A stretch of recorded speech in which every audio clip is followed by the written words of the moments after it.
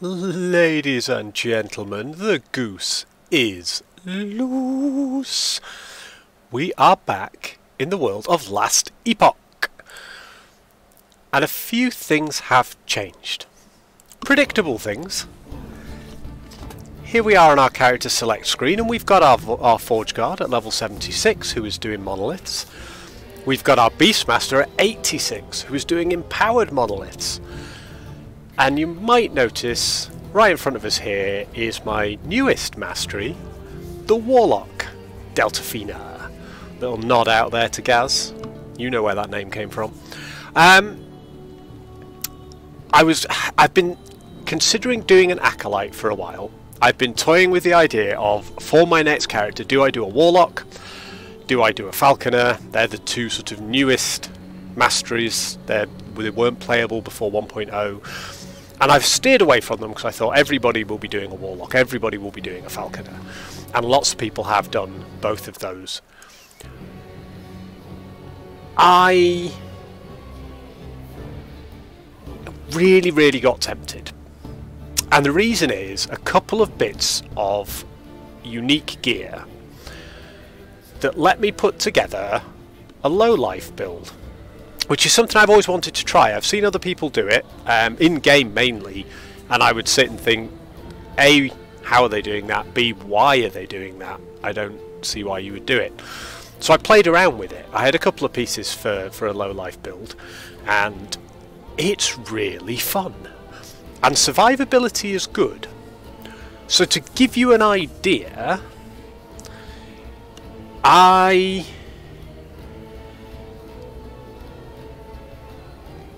the best I'd ever done with the monolith. So the first monolith becomes available at level 58. And I've got people messaging me left and right. People are turning up. We shall see. So we're going to talk about this character, but I'm going to show you, and I know there's a couple of people who said they might jump on, and I want to show people when we jump in how this works. So we're going to come off this screen in a minute, but maybe when a couple of people have logged in. So there's a particular piece of gear that makes this build work, and the way it works is it has almost no life, but it has a ton of ward, which is like a shield that keeps your character alive. And so we're going to show this, but as I was talking about, I did normal monoliths. The lowest level one is 58. So with the Forge Guard, I went in there about level 40 and got a load of levels quite quickly. It was relatively easy. The Forge Guard, I think, was a build that worked very well from low level. I was very pleased with that. The Beastmaster to me felt like an even stronger build, particularly in those lower levels. So I thought I'll try them a bit earlier. I went in as a Beastmaster at level 33 into a 58 monolith. And while we could kill everything, we were quite vulnerable and we got one shot. And so we died quite a bit. With this character, I thought I'll go in, because the survivability was so good with this low life build, I thought I'll go in pretty much as soon as I've got them, as soon as I'm happy that the build is working and I've got the low life gear on and equipable. So at level 26 I went into the level 58 monolith and I finished the first echo. No problem. Took me a while because the damage was way too low, so killing things was taking a bit of time, but I wasn't at risk of dying during it, which gave me the feeling that this is probably a pretty good build. Now I've only been back in the monolith once since then, because I'm trying to push through the campaign, because I'm trying to beat Lagon so that I can go and get my Circle of Fortune like we had to do with the Beastmaster, so I can collect a whole load of prophecies and start farming some decent gear, because my gear is, other than the one piece that I need for it, pretty trashy. We're at level 52. Our next big break for this build that is going to shoot it towards the moon and continue to empower it is at level 65, and we've got a piece of gear ready, but we need to hit 65 first. So that's going to be tonight's challenge, really, is showing you this build, how it works, what I'm doing with it, and we're going to play the campaign up until we get to our Circle of Fortune. So I've saved the Lagon fight. It is ready to go. I've been in and just tested that I can sort of get to Lagon and beat Liath.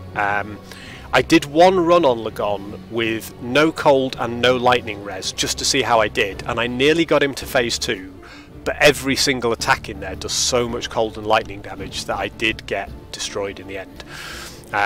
So I've twiddled my idols round, we've got some semi-decent resists. I reckon we can march through Lagon on the first go, level appropriate, at level 52. Which, you know, last few runs on Lagon, we've done him about 55 to 58. We've done a bit of Monolith first. But tonight, I really want to get my Circle of Fortune. So we'll push through to that. All we've got to do is get over the roadblock of the big squid face dude.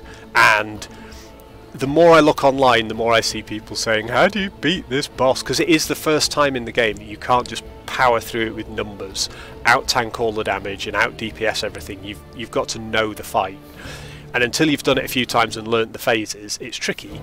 And once you've done it a few times, you might die here or there if you miss a beat on a mechanic, but otherwise you're probably okay. I reckon we've got Lagon tonight, second go at worst. And then the temptation will be to start pushing monos a bit, because the monoliths are now, the level 58 monolith is dropping level appropriate gear, which will all be large upgrades. But I need to farm some shards as well, because I've been playing 2 physical minion class builds. So the stuff that I've been filtering for in my loot filter, the stuff that I've been collecting and smashing and building up shards for, has nothing to do with mana regen, spell damage, necrotic damage, and necrotic resist, which is a key part of our build. So I'm going to jump in and I'm going to explain this. And if people filter in a little bit later on, then I'll talk it through with people as we go, but we're not going to sit on this character screen all day, you know, it doesn't make for a very interesting VOD. So, when we jump into the game, you're going to see a couple of things happen. In the words of the great Troy LaValle, a couple of things are going to happen. We're going to jump in, immediately you'll see my health will go and drop down to almost nothing. I think it's about 870 something, and it'll drop to about 50 or 60 very, very quickly. But as it does, my ward, the shield that I've got over my character, will shoot up. And it will shoot up by more than 860, it should go to about 1200-ish. And this is how the low life build works. So here we go. Let's just jump in. And if people come in later and want to see this in action, I can log in and out and we can try it again.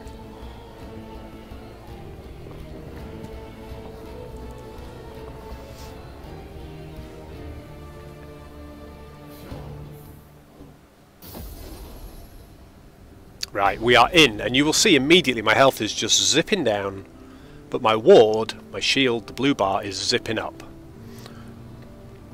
And the character stabilises at almost no health, very, very low life indeed, but with a huge shield.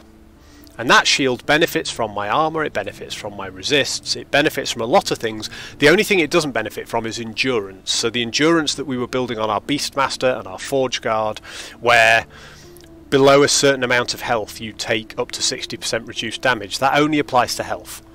So we're not particularly worried about capping our endurance on this build, as far as I understand it. And I've not watched a lot of guides online. Here we go. Right, Trainar, once we get running round and we get smashing stuff, you can have a look at the quality.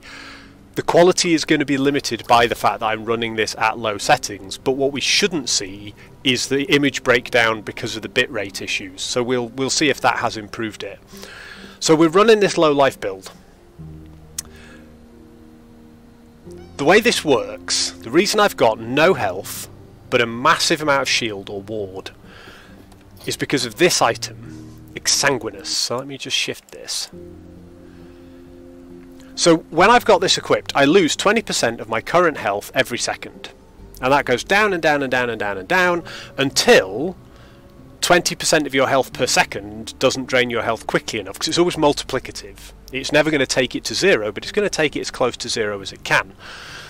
But for every point of missing health, I get 20% back as ward.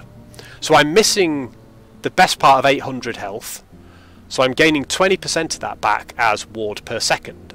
And I can keep a lot of that ward because I have very high intelligence, which means two things. One, my shield is bigger than the missing health, so I can essentially take more hits because of this, and I can scale that shield using a number of different buffs to make it better than I can scale my health. But that shield is trying to scale back all the time, so assume we're missing 800 health. So what's 20% of that? 160. So every second we're gaining 160 ward. Health regen does not work that powerfully. So my health regen on this character is 13. So every second, if I was just using my health and my armour, every second I'd be gaining 13 health. But here I'm gaining 160 ward. On my Beastmaster, who I've spec'd into lots of health regen, I've put it on his gear, I've done a whole range of stuff. My Beastmaster, I think, is at about 60 health regen per second. I could probably push him to about 100, not 160. And this scales with health. So the more health I've got, the more health is going to be missing, the more that 20% missing health gained as ward means I gain more ward per second. So if I buff my health percentage, my vitality to get more and more and more hit points, then drain them all away, I think the YouTube quality should massively improve. So I was watching some of the VODs back on Twitch, which I hadn't done before. I put them on YouTube and checked YouTube to make sure they all worked. I think it was the bitrate that meant that the Twitch VODs were bad, and therefore the upload to YouTube you were starting with bad quality. So we'll see how it goes. Let's get in a fight and see how this quality holds up. This is not optimal. At the moment I would have more like 1300 ward, and my damage isn't bad, but I'd have more like 1300 ward because I've had to switch all my idols round to give me decent lightning and cold resist for Lagon. I tried Lagon with no lightning and cold resist and we did pretty well, but you can get one shot. We shouldn't be able to get one shot quite so badly doing it this way. So we are going to go and immediately fight the toughest boss in the game. So let's hit up his temple and I'll show you some of these abilities. And the reason I absolutely love this character is... tell you what, Trainer, if you want a semi-random YouTube short, find a stupid and hilarious clip and clip it for me and I'll bang it up as a YouTube short. There's bound to be one. I'm bound to mess up somewhere. So the way this character works is a lot of its skills and spells proc other skills and spells. So I've specialised in these 5 skills. I'm only using, at the moment, 3 of them. Chthonic Rift, Chaos Bolts and Profane Veil. Chaos Bolts casts my Rip Blood for me and my Bone Curse for me, so I don't even have those on my bar. I can make Chthonic Rift cast my Chaos Bolts, which will cast my Rip Blood, which will cast my Bone Curse. So I could set it up so that one button and it sort of automates and does everything for me. That's quite mana intensive, but in the last sort of half hour, just tweaking some gear, I fixed a lot of my mana issues. So I'm going to spec. I had specced into that, but I was just bleeding mana. I'm now going to spec back into it and see if it works a bit better with more solid mana. So my skills, my main skill is this Chthonic Rift. You cast it, it tears a hole in the floor, and it acts a bit like artillery. So you've got this fire line here, which will burn anything that stands on it.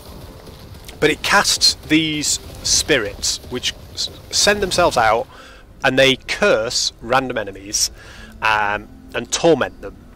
And I can replace some of those casts of those curses with casts of Chaos Bolts, and we've done that once. I've also got Chaos Bolts as a direct cast, and that does normally fire and necrotic, although I've got it spec for fire and physical, just to tweak the tree a bit. In order to keep it fire and necrotic but get the procs that I want, I have to go through some healing nodes. That pushes my health up quite significantly, which takes me out of my low life mode and reduces my ward gain. So I'm playing around with it. And then we've got a movement ability which has no spec in it. It's literally just a one button move ability. I've still got on this bar from early doors a bone golem that I'm not using, but it's on my bar because most of the skills I've got I'm not casting. So we're playing around with this, but what I can do here is I can fire off the Chthonic Rift, and then I can just run around and the Chthonic Rift will kill everything. Look, as you can see, the Chthonic Rift does all the work for me. Until it expires, I don't have to click another button. But if I combine it with my Chaos Bolts, the Chaos Bolts will apply bleed and poison, which makes my Chthonic Rift curses do more damage. So I'm sort of doing one of those, quick squirt of that to apply some stuff, move on. But I can also pop a rift down and then just run away. It will kill everything behind me as I go. I just keep moving on through the game. And right now, my mana is so much more solid than it was after a couple of tweaks. And I can even just beam away from stuff with my movement abilities. The other ability that I've got on here is Profane Veil, which is, it's sort of an oh shit button. You hold it down and you move around and you destroy things using necrotic damage, and you dodge every single attack that hits. So you don't dodge damage over time, but any attack that hits you, you know, a spell or a melee attack, you automatically dodge it.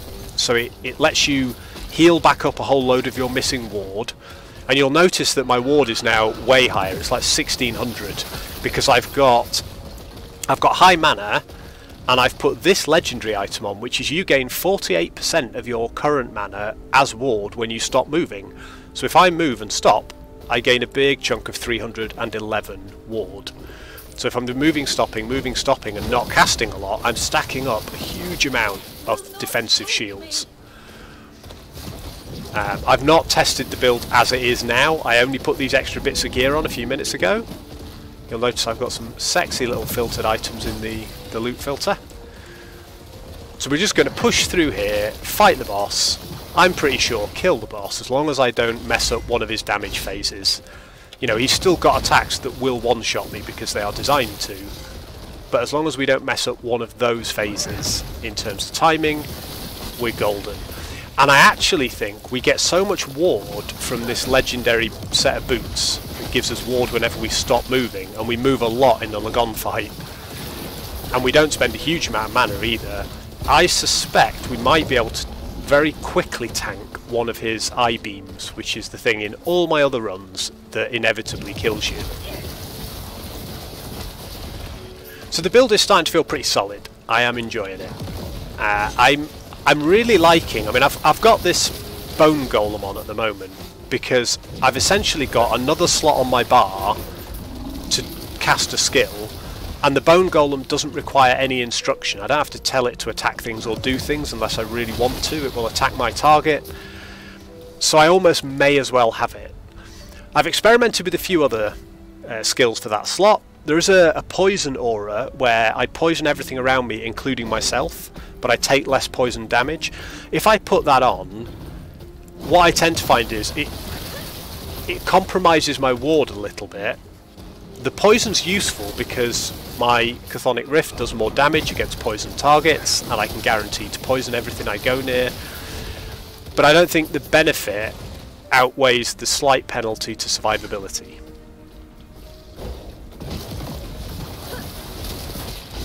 At the moment, we're still finishing the campaign, so at the moment, none of this really matters anyway.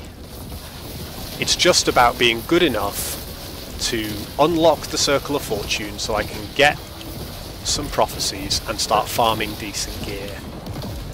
But I am very pleased to see that from here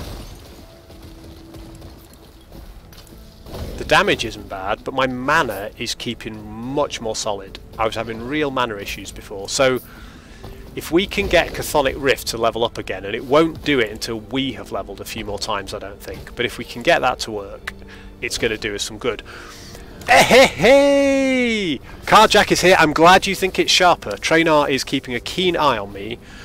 This man has a plan, and if my stream is not up to quality, Trainar is going to make me take items off him. So I'm trying to do my very best. One of the reasons this build works, I'm going to talk you through the build again. Now Carjack and Trainar, you're both on. I'll show you quickly the theory of how it works again after we've beaten Lagon, the big nasty squid boss, which we need to do with this character because I'm finishing up the campaign. But one of the reasons this works is it's a low life build, so I have 66 health out of my 889. That's all I ever have. But the less life I have, the more of this ward I have, the more shield. So I have almost no health, but I have more shield than I would have health, and I have much better shield recovery than I would have health recovery because it's easier to scale.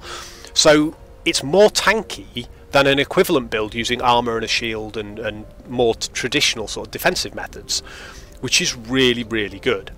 I'm assuming, Trainar, that means you also agree that it looks sharper, which I'm happy about. I decided to res it down to 1080p at 60 frames a second because I think we'll get more reliable FPS that way, and we shouldn't get any breakdown in image quality at that bit rate. Even though it's a little bit murky just because I'm running Last Epoch on low settings because my PC isn't quite up to it, but my PC is fine. I don't need another PC, we're all good. The other reason I really like this is I'm always on low life, right? So I have this node here in my skill tree. YouTube short quality we will test. So in my skill tree I have this node, which is Dance with Death. I'm going to put, I've mastered into Warlock, because I want to use Warlock skills, and I have them all unlocked. But I'm going to be putting more points into Lich than I am into Warlock, even though it's not my main mastery, it's not my mastery, and I can only put points up to this chain. Lich has some really useful stuff for me, including this. So with this maxed out, which I have now got it sorted at, I get 40% more damage, flat to everything, 40% more damage. But the effect is tripled if I am less than 35% health. Now, like the Hulk, the secret to this build is I'm always less than 35% health. I'm always angry. So I do 120% flat more damage at all times.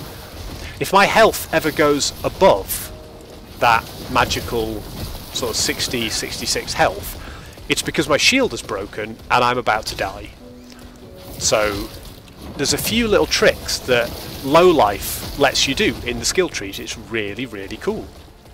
We're going to see if low life is good enough to beat Lagon, but I'm pretty confident. And this is not my best damage or my best tanky build, but I had to compromise it to get the resists to face Lagon's hideous eye beams. So we will switch some idols back a bit later on, and we'll start cranking out even more damage and even more ward. Although those boots that are giving me so many chunks of ward are just brilliant. Yeah, well, we will definitely test the YouTube short quality. If nothing comes up that is worth clipping during this episode, I will make a little clip of something. Maybe us defeating Lagon or something, I don't know, and I will test it by putting it out as a YouTube short. But bear in mind that the raw footage, if you look at the old VODs, the raw footage on Twitch was such bad quality because I hadn't realised the bitrate was default set so low that even if YouTube took it perfectly and didn't do any downscaling, it was always going to be crap because it was crap on Twitch. Right, now, if we put our money where our mouth is, she should be amazing. She's already moved. I'm not quite sure why, I've never seen that before. She normally stands in the middle and fights you for a bit. Right. Well, our damage is not terrible, but our survivability is ridiculous. I mean, you know, we're not taking any damage. And if we do, we just move and then let go, and we get immediately 200 ward back from our ridiculous boots. Hello, lady! Oh, I put the rift in the wrong place. It's not underneath her feet. Put another one down.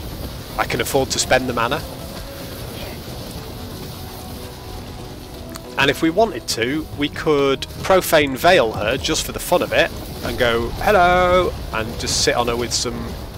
I mean, that doesn't do as much damage, to be fair, but I'm toying with her now. She's just... I'm fighting in a corner there long after she's left. We're just not bothered.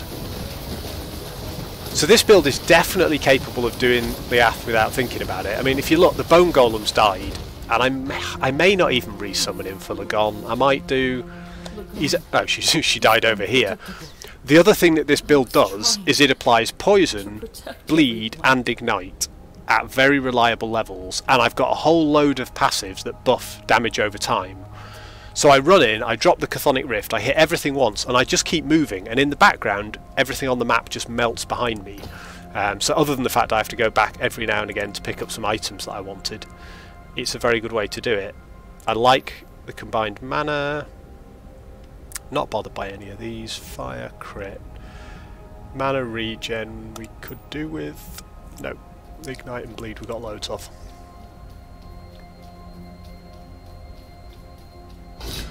I am very glad you like the hat.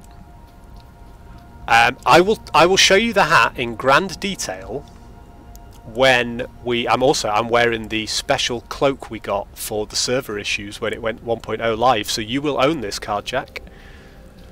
But yeah, you really can, and when you move, it shouldn't be breaking down on stream. And looking at my second feed, no, we're not getting that pixelation, so I do think we've sort of hit the...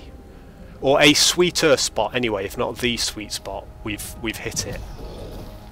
So we're going to beat the boss, and then I'm going to talk you briefly through how this build works, because I did it at the start of the stream, but nobody was here. So we will quickly... I'm talking like we're just going to beat Lagon first go, but we are. I have confidence, right? We've got the damage to beat this guy. All I have to do is not stand in the goo.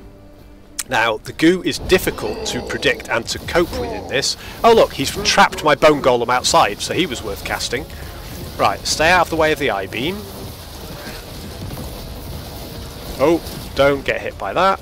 You see, that does a lot of damage, but as soon as I stop, my ward comes straight back up because of my new legendary. There's no point stepping out of the way of that, because he's always going to hit me. Right, I-beam. See, the Bone Golem is still alive, but it still hasn't made it into the arena. Not that it does a huge amount of damage, but it's... Oh, okay. I wasn't expecting that to happen. Whoa. No. Oh, we dodged that. That was nice. Oh, look, we're into phase 2 already. This is insanity, boys. That's the quickest I've ever got into phase 2. Right, we have to destroy the tentacles. It said on the screen. Every time I do this fight on stream, I go, I don't know whether I'm supposed to destroy the tentacles or just kill everything. And you are supposed to destroy the tentacles, so let's do it. Right. Where are... there's the tentacles. I think the tentacles might cast the waves or something like that. It might give you an idea where they're coming from. Anyone see another tentacle? There we go.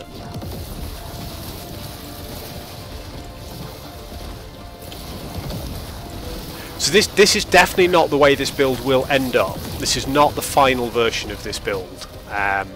Because I haven't got the skills sorted. I've never, again, like every class I do, I'm homebrewing this and I've never used these skills before. So I've been toying with them quite a lot and changing them. Oh, look at that, we can put a Chthonic Rift on both tentacles at once. This should do a huge amount of damage. Oh, The stun doesn't help. Ah! Look at that! We took an I-beam to the face and we barely lost any of our ward. I think we may have dodged it, but it was still pretty impressive.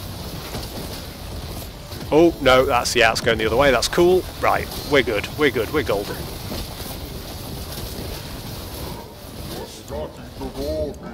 Yeah, you're starting to bore me as well, Lagon. And die now, please. Oh, that was nearly an I-beam that was undodgeable. I was standing in the wrong place. I'm going to go with no. I'm not testing it, Traynard, because it's one of those damage over time abilities which isn't blocked by any damage mitigation. It's designed to be a one-shot. It's a skill test, not a tanking test. So it does a huge amount of damage straight off, but it ramps up every like 0.1 of a second or 0.2 of a second. It doubles. So if you stand in it for enough time to see if you're tanking it, it just deletes you, even with full resistances and way more health than I've got and all the rest of it. So I don't think it is worth trying to tank the I-beams. Plus, you know, I'm too skilled to tank I-beams. I just dance around them. Yeah, I'm off. You're a boring old dude anyway. So we did do Lagon first time. Perfect. We'll jump back to Thetimer, tell everybody how awesome we are. And now, I don't know. Well, I think, like, if I was level 100 with proper endgame gear and I did the campaign version of Lagon at level 50, yes, I'm sure you could do it. If I did the level 100 empowered monolith version, the level appropriate one, I don't think you can, because it's designed to be a skill-based fight. Every one of the bosses in the monolith has some kind of ability that if you stand in it, or if you stand in it for more than half a second, will one-shot you. They're all designed to be skill tests of run around the thing and dodge the beams, or don't stand in the puddle as it contracts. And every boss, the zombie dragon I fought, Herot, has this blizzard, which if you stand in it for more than half a second, maybe a second, it will kill you regardless of your resists and stuff. Which is fine, because you don't stand in it, except he has a charge attack where he goes across the whole arena, and if you can't follow him quickly enough, you're in the blizzard for too long. But they're all designed like that, so that there isn't supposed to be a class that can stand in one place and just attack the boss and ignore the mechanics. The mechanics are meant to be deadly so that you're forced to use a bit of skill for the fights, which I like. I think the boss fights are... Oh, thank you, love. They're much better in this than they are in D4. I like D4, but the boss fights are way better. Some of the PoE bosses are pretty good, but I've never done the end game PoE bosses, which are supposed to be the really good ones. Right, I'm going to show you how this works. So, as you weren't here, Cardjack, right at the beginning, this body armour is what's making this build work. So, I lose 20% of my current health every second. Drains me down to next to nothing, but for every point of missing health I gain 20% of that back as ward per second. Not as ward, but as ward per second. And that's brilliant, because it means that the shield, the more health I've got, and I'm therefore missing, the more ward I get per second, so my ward regeneration is way higher than my health regen ever could be. I've got my Beastmaster is spec'd for health regen, and he regens about 60 points of health every second. This build at the moment is regenning about 160 points of ward every second, not counting ward that I gain from casting spells. 27% of my spent mana is gained as ward. There's other ways to gain it, but just from the base of the item it's regenning way faster than health ever could, and the more I scale my health, the greater that number just goes up and up and up. As I improve my int, my intelligence, which scales the damage on most of my attacks because I'm a spellcaster, that increases my ward retention. So my ward retention is currently 223%, which means that I hit an even higher cap of how much I can hold. And then I found a legendary pair of boots in my stash that will give me 48% of my current mana as ward when I stop moving. So about 150 ward every time I move and then stop. As long as I haven't spent all my mana, my shield jumps way up. So defensibility is just amazing. And at the start, what I did was I logged out and I logged back in, and you can see I start with full health, but it zips down and the ward zips up. But yeah, so you're always operating on this low life basis.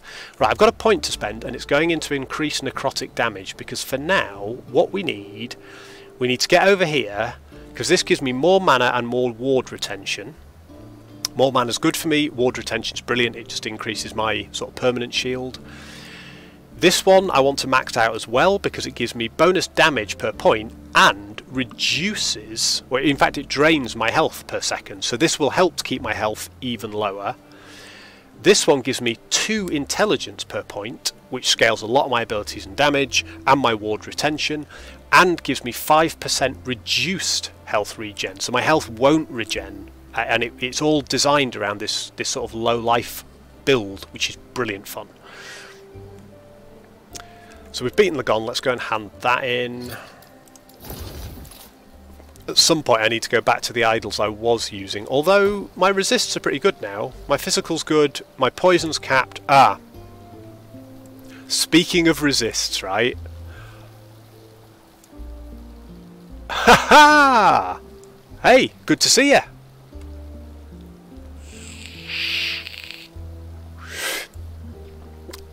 Very kind of you. I'm good for spicy sights, but it's nice of you to pop in and say hi. This is the item that we are going for. When we hit 65, this build is going to take another jump up. And the reason is this unique helmet. The Bone Clamor Barbut. So it gives me 180 armor, which is great, way better than what I've already got. Gives me up to 13 dex and 13 int. This one's rolled pretty low. 61% necrotic resistance, so my necrotic resistance caps, all my resistances cap at 75%, so this can cap at up to 65, so you can nearly cap your necrotic resist just with this one helmet. But the reason it's epic is that final ability, 1 ward per second for every 3% uncapped necrotic resistance. Now my necrotic resistance at the moment, with almost no necrotic resist gear and no necrotic resist idols, this is just from 2 passive tree two passive tree nodes. I'm at 154%. Realistically, some of the end game builders reckon you can scale necrotic resist to maybe 700 or 800%. If I could even get it to 300% comfortably, I'd be regenning 100 ward per second extra, but if I can push it to like 900, it's 300 ward per second. It's an obscene amount. It's more than double what I'm getting from my Exsanguinous. So I think this plus that Bone Clamor Barbut helmet, and the fact is I have 2 of these. This one is slightly better rolled in terms of necrotic resistance, and it's got 1 legendary potential, so we can turn it into a legendary with even more abilities. I've also got a version with 2 legendary potentials, so we could pull 2 more affixes onto this. So we could take a tier 7 necrotic resist, I think, and pull over a second but very high necrotic resist. We could pull over some more int, we could do all sorts of stuff, cast speed, God knows what. So I've got 2 of these to play with, which means I can sort of afford to brick one when we craft our unique, our exalted, our legendary item. All these different words. Unique plus exalted equals legendary. That's where I'm going with it. So that helmet, when we hit 65, I think is going to spike the build, because it will give us armor for defensibility, and armor does reduce the damage your ward takes, not just your health. So stacking armor is never bad. It'll put our necrotic resist through the roof, and in Chthonic Fissure here, my main damage dealing ability, it casts these spirits which inflict enemies with necrotic damage and blah blah blah. The Torment Curse that it inflicts does 2% extra damage. Sorry, for every 2% necrotic resistance, it does 3% more damage. So if I get to 600 necrotic res, it's going to do like 900% increased damage on my uncapped necrotic resistance. It's going to just nuke the damage potential. So I've no idea if it's going to work, but I like the theory behind the build. We're going to test it. I want to put this back on because it's plus health and percentage health, so one of these needs to come off. In fact, a couple of them do. So I've got these two on to up my cold and elemental resists. This one here, 18% of my potion health converted to ward. That's a really important stat for me because I never want to use potions or even touch a potion on the ground. Because if I do, it will heal my health, and that will reduce the amount of ward I'm generating and take me out of my low life. So I've got this idol here, which converts 54% of any health from potions into ward, which combined with this ring, which is 26%, and this belt, which is 28% that I crafted onto there, 100% of any potion health is converted to ward. So when I use a potion, I'll add ward, but I will never bring my health above that minimum. So we're going to take a couple of these off. We're going to put this back on. It gives us minion cooldown recovery speed as well. Well, we're not really using minions, and we've certainly none of them have got cooldown abilities because I haven't spec'd into them. Now what I do want to do is I want to put this one back on, and probably I want to put that cold one on, not that one, because that's the other potion converted to ward. So at the moment we're capped on fire, very nearly capped on lightning, we're good on cold, we're good on fizz, over capped on poison, way over capped on necro. Void we could do with a little bit of help with, but we're not going to do any void fights yet. We'll worry about void if our gear hasn't compensated by the time we fight Rahe in the monolith. That's the only time we're going to care about that. There's some void stuff in the campaign, but none of it's important. So I wanted back on this one because we get 20 health and 3% increased health. So what are we taking off for that? And I think we can lose some lightning res. I just don't think it matters as much. So we do that, we do that, we do that. Now you'll see that our ward, because we've increased our health has gone up to 935. And so we've got even less health, so we're gaining even more ward per second. So our static ward is higher, as is the amount that we will gain and regen. Let's just pop some of these back where they should be. We'll evaluate all this gear in a little bit. We'll go and finish this part of the campaign, and we're into the last chapter of the campaign now. We do not need to finish the campaign, and we certainly won't be doing that tonight.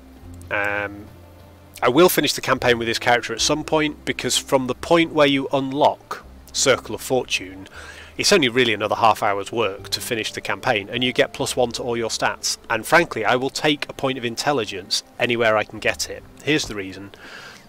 One of many. First of all, intelligence scales your ward retention, so for every point of intelligence I've got, I get more shield and it lasts longer. But I've also got this ability in my Chaos Bolts. Every time I hit with Chaos Bolts, I have a percentage chance to cast Rip Blood, well, not for free, but cast it without having to manually cast it. And it's 1% per intelligence. So right now, I've got a 44% chance. But when I get towards endgame, I want to push my intelligence over 100, so that every time I cast Chaos Bolts, I'm also casting Rip Blood without having to press the button. And so Chaos Bolts will be casting 2 spells for me without needing to press the button, Rip Blood and Bone Curse. And I'm going to spec my Chthonic Fissure to cast my Chaos Bolts for me, so I throw down my Chthonic Fissure, and then I can run around, do what I want to do, while it just farms the map. Not sure how well it'll work, but we're going to test it. Yep, I'm back. I only wish. Surely no. It will be I am ready. After, but you are used to walking.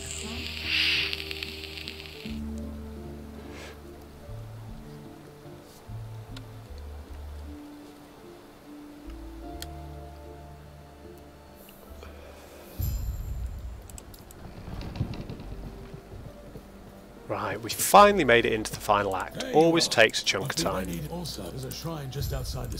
That's fine, I will do your shrine quest, because as with all quests in this game, all side quests, they are so close to on the way to the main quest that you might as well do them for the 3 golden XP. Especially as I never have enough gold.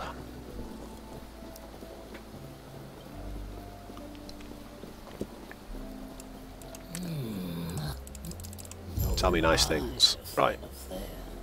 So we go to the crossroads. Spoilers, but at the crossroads people are going to try and kill us. Who would have thought? Oh, Cardjack, if you're there, they've fixed one thing in the latest patch, which is a big deal, which is the transitions.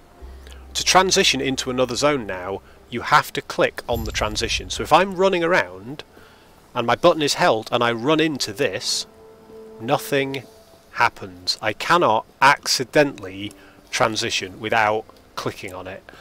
It's such a minor quality of life issue, but my god, it makes the game easier to play when you're going through the campaign.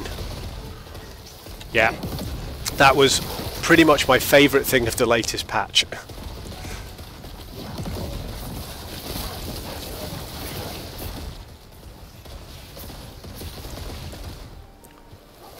Right, I'm stopping to fight these things, but I really don't need to be. I can just drop my rifts.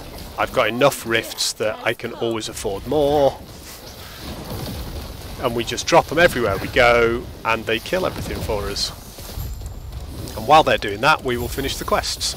It's just that easy.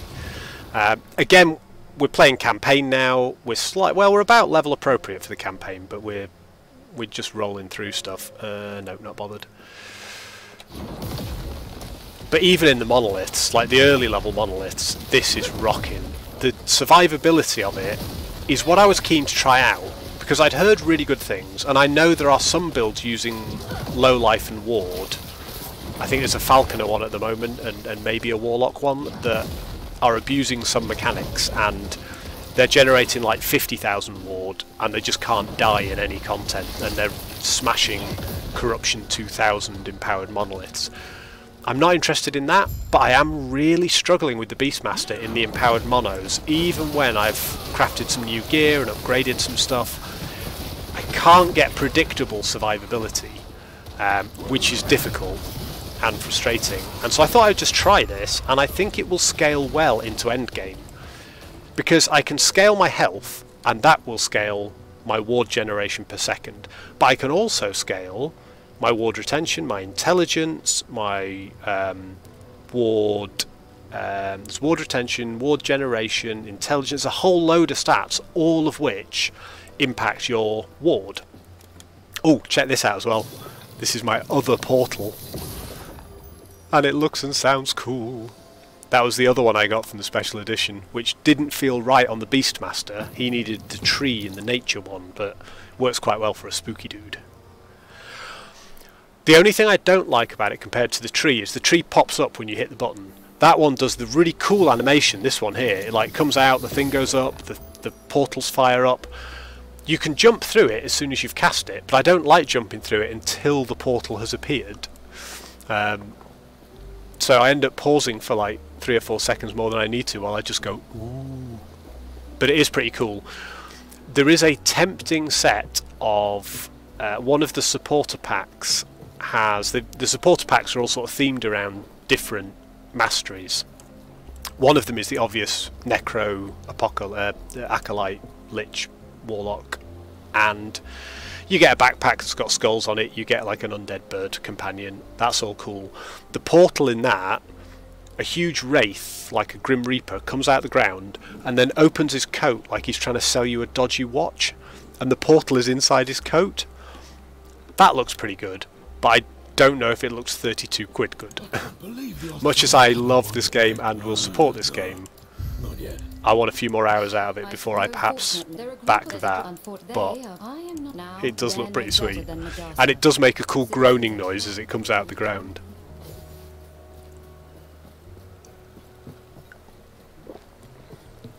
I think if we get to level 90, which is halfway, the amount of XP you need to get from 1 to 90 is the same as the XP you need to get from 90 to 100. So if we get to level 90, which I've never done, the highest we got is our Beastmaster, who's currently at 86.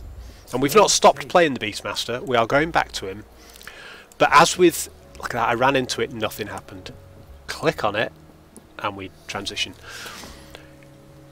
The thing I found about last Epoch, and I talked about it in one of the Beastmaster VODs, in that stream we talked about every build I've tried so far in last Epoch feels awesome. Not all the time, and sometimes you make a mistake and you have to craft new gear or change your specs, change your skills, change your passives, but that's all dead easy to do.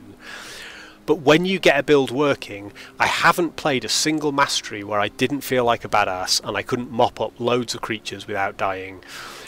And I think that's the absolute genius of the game. Because, you know, it isn't a PvP game. It's not about balance. It's about every class feeling viable and doing something cool for your playstyle. But my playstyle is not everybody's playstyle, and yet I haven't found a mastery I don't like. And that's the problem with this. All I wanted to do was level up to level 25 or whatever it is, 24, when you can equip that that item that gives you the low life, to see mechanically how it worked, because I'd never played low life before. But on the way there, I fell in love with half the skills, and after testing it out for a little bit, I leveled up and I fell in love with the other half of the skills, and now we're just live theory crafting on how we're going to make this work. Right, I shouldn't be picking everything up because my filters aren't particularly good, but I can't be bothered assessing stuff. We'll start worrying about it when we've got too much stuff. Right, there's a big giant beetle over here. Let's see how long it lasts. You notice that since the Lagon fight, I never bothered resummoning my my bone golem. It isn't worth wasting the mana. Because, again, it's not that bone golems are bad. Bone golem's an amazing skill, but I haven't spec'd into that skill, so I'm just using the base version of it, wandering around doing base damage. I haven't given it any other abilities or modifiers, because all of my skills are already spec'd. So if I was a Necro, and I was rolling bone golems as my main damage, I could spec them out to be insane, and probably have multiple of them. But that's not the way I'm rolling in this.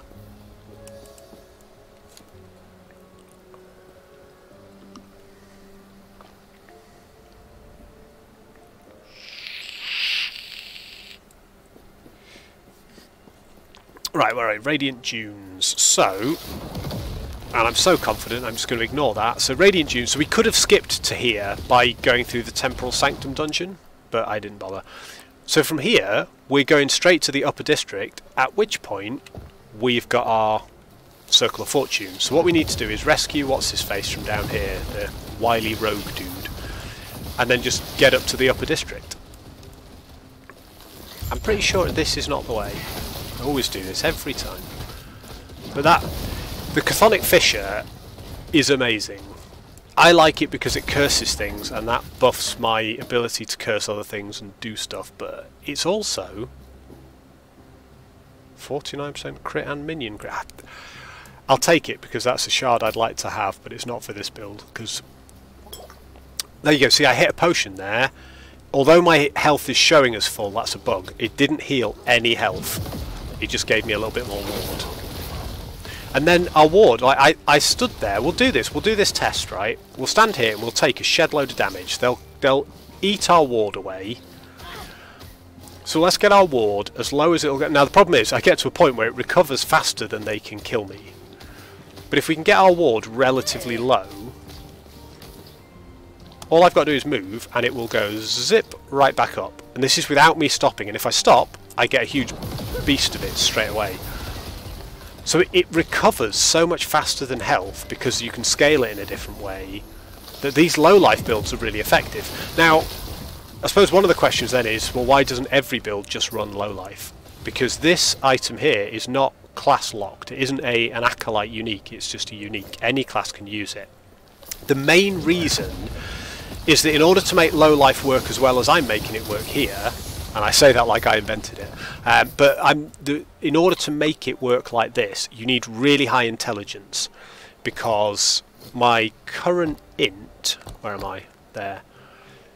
I get 4% ward retention per point of int. So when I've got my int to like 100, which is where I want it to be in endgame, I will have 400% more ward retention. So if you're not running an intelligence build, if you're running a Beastmaster, and you can do a low life Beastmaster, and I've seen some really good ones online, but it's harder to do effectively. It's really easy on a mage or an acolyte because you want to stack intelligence anyway. It scales your damage, it scales a lot of your other abilities. So you almost may as well be doing low life if you've got the gear. And I found these pieces of gear whilst farming with the Beastmaster in the Empowered Monoliths and thought, yeah, we'll give it a go. Right, let's just Profane Veil this, because he can't hit me while that's running. His poison still can, because damage over time is not blocked by my Profane Veil, but everything else is. I do like that, if I can fit it. That spell lightning damage, unless it's got a really good affix. No. Hello. Thank you for the Right, assist. so You we'll have the rescue right to Xeric. do. I can't complain about that offer. There's one side quest to do on the way here, which is worth doing, because this side quest, if you finish it, gives you not only XP, but 20,000 gold. Never meant to be common thugs. So, I will definitely do that one, but it is, I mean, it's not even really a detour, I'll show you it. You can tell I've played this campaign all the way through, I think 6 times or 7 times in the last month. I pretty much know where I'm going and what I'm doing now. I think the biggest credit to this game, and I have said this before, I've said this exact thing before, the real credit to this game is I've played the campaign all the way through to the end of Act 9, 7 times I think. I've done it on 4, this is my 3rd character doing it in the cycle, and I did 4 characters before the cycle. I did a Forge Master, I did a Paladin, I did a Rune Blade, and I did something else, a Rune Master, and a Spellblade, I think. That's where I was getting those confused. And it does not bore me at all. And I do get bored of ARPG campaigns. I like to be able to skip to farming once I've done the campaign once. I think the campaign's good in this. I think it's better since 1.0 with the cutscenes and stuff. It's more engaging. But at no point, I get to a point where I'm like, oh, we're fighting Lagon again. Brilliant, he's a good test. Like, if you can do Lagon first time, you know your character build is working. Right, this is the side quest. We run in here, we run past all this stuff, there's a big guy over here, we crank it up, absolutely annihilate him. Boom, he drops this, we pick that up, and then if we hand that in a little bit, they will pay us 20 grand. Right, Coat of Embers, is it any good? It's rogue body armour, so no. Didn't have any of the affixes I really want. And all we've got to do now is run to this corner and we get Circle of Fortune. And because I've done the entire campaign minus the last act in the Circle of Fortune, I joined the Circle of Fortune in the starting area, but I haven't been able to spend my favour on prophecies, because I haven't reached the place where you can do that. I have nearly 15,000 favour stacked up, so we're going to buy a whole shed load of prophecies and earn ourselves some reputation towards our next rank. And our next rank, if I remember rightly, is a pretty big one. In fact, I think it's one of my favourite looking ones on the whole thing, which is, yeah, the chance for tier 7 affixes. So the highest level of affix in the game. They are very rare. They are twice as common when I get to rank 7 with the Circle of Fortune. I need to get another 157,000. If I spend my 15k, I'll knock 30,000 of that off straight away. We'll almost have this below 100k for the first time. So it will be nice to get to Circle of Fortune, both for that and for the fact that that's got crit strike avoidance on it. We'll have that. It'll also be nice because we'll be able to buy a good, I would have thought, 15 to 20 prophecies for that, depending on how expensive they are, and that will get us a whole load of gear when we start monolith farming, that we can sort of target farm. I don't actually know what I'm looking for yet, but we'll target farm something. I know there's one other build that's similar to this that Aaron Action RPG did, which is using a particularly unique staff.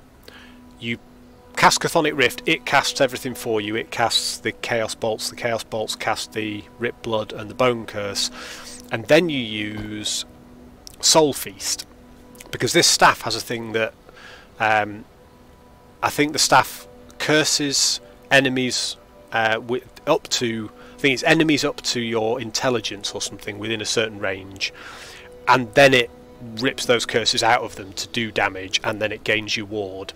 And because it does both those things, you can cast Soul Feast anywhere on screen. You don't have to aim it, and it will just rip. Even from off screen, it will rip stuff out of enemies. So you can stand in one place holding the button down and destroy half a map. I'm not one for copying other people's builds, as we have talked about, but if I can get that staff, I do want to give that build a try because it just looks fun. It also looks like really easy streamer material where we can go and chat about stuff and explore content while I run around mauling things.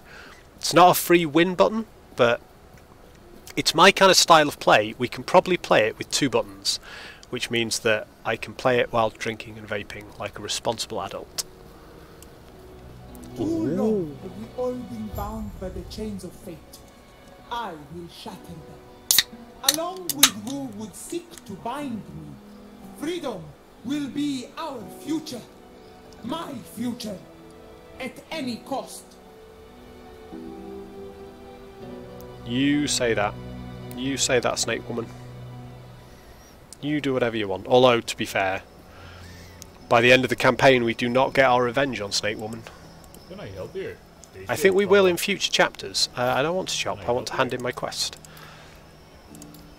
So, he says, I will not deal with that relic. That relic you found in that tomb on the way here is proper hot stuff. I don't deal with that. And then he goes, go into this area. They totally do deal with that kind of nefarious nonsense. And the guy will then barter with me and say, would you like 5,000 for it? And I don't know if people take 5,000 if he gives it to you, but you can then say, no, I'd like 20,000 or 80,000. And if you say 80,000, he goes, that's ridiculous. And if you say 20,000, he goes, yeah, fair enough, here you go. So I think you're meant to just hand it in for 20k, which is always good. I would like 20k right now, particularly to buy some more runes of shattering. Right, we're filling our inventory again. I'm going to have to do a little bit of housekeeping for a second. Then he has another quest. If you're not paying attention, you have to get that. Farewell. Then you have to talk to this guy. No, don't go in there. Oh, thank God. Of course, the transition doesn't automatically work anymore. Oh God. Saves you from moments like that. Just me. If what you have, I am not sure if There we we can go. trust this friend of yours. So we'll get all of our conversations out of the way and all of our quests unlocked. I overheard you. Why? You've stared a full week after, but it's well, that's, and hey, if you're fancy. And then he should have another one. As I'm his name. Bring me his head, of course. Yep, I'll that's be another around one. here when the job's done. Let me know if you have any questions.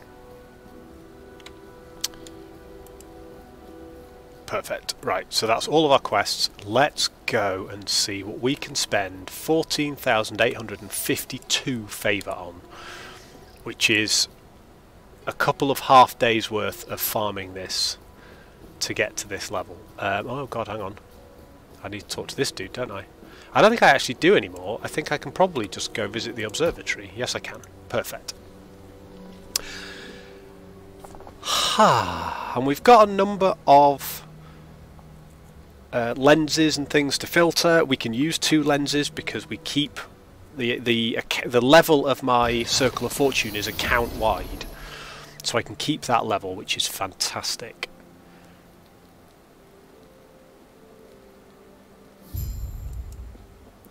So what I really need to look at is, what do I need? I'm using these legendary gloves, and I've been using them for the longest time. So these were a Weaver's Will item. So I'll show you a Weaver's Will item. As was this. This was Weaver's Will as well. Try saying that 3 times fast. So Weaver's Will, an item has a certain amount of Weaver's Will on it. The most I've ever seen, and it wasn't on my account, it was on someone else's, but the most I've ever seen somebody find is like a 23 or a 24. And if you gain XP, 1 point of that Weaver's Will is removed, and it gives you 1 rank of a completely random affix. So this one had really high Weaver's Will, and it gave me 4 affixes. So let's have a look what it gave me. It gave me a tier 5, a tier 3, a tier 4 and a tier 1. So it had Weaver's Will of 13, and as each of those 13 levels went down, it gave me different affixes. Now, I don't like healing effectiveness on this build. Poison damage is okay. Void res is my only source of void resistance at the moment. Dodge rating's not great. But I do like that this gives me 7% health and mana spent as ward, so I'm still using it at the moment, and it's got elemental res on it. This one only had 5 Weaver's Will, but all 5 of them went into cast speed, which means that these gloves give an almost complete Godroll cast speed of 23% bonus, which is one of the reasons I've been struggling for mana early doors, because I cast my spells so quickly. So I've been using those gloves for the longest time. I need to think what I need now. What is this one? Necrotic damage per skeletal mage. That's a shame I'm not using skeletal mages. Yeah, that's not really for me, that one. That's a necro item. But we'll stuff it in our acolyte section. I'm saving up to buy a proper class tab for my acolyte. Because I've got one for my sentinel, which is in some use. I've got two for the primalist. Trying to gear up my beastmaster I found really difficult. I've hit a wall with it completely, and I've been trying all these different items, and you'll see looking at them, most of them are 0 forging potential or 3 forging potential. I've been trying to craft onto a lot of these to get the right items for me, and it hasn't been working.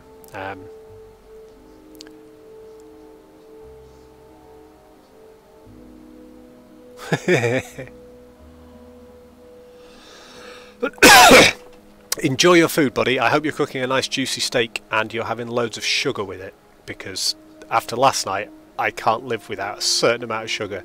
So Trainar and I saw June 2 with a couple of friends last night, and Trainar very kindly supplied us all with sweet snacks, many of them, and he and I basically ate them between us, and I came home absolutely buzzing off my face, and I got about 3 hours sleep. I was up until 2 AM crafting this build because I was just wired on sugar.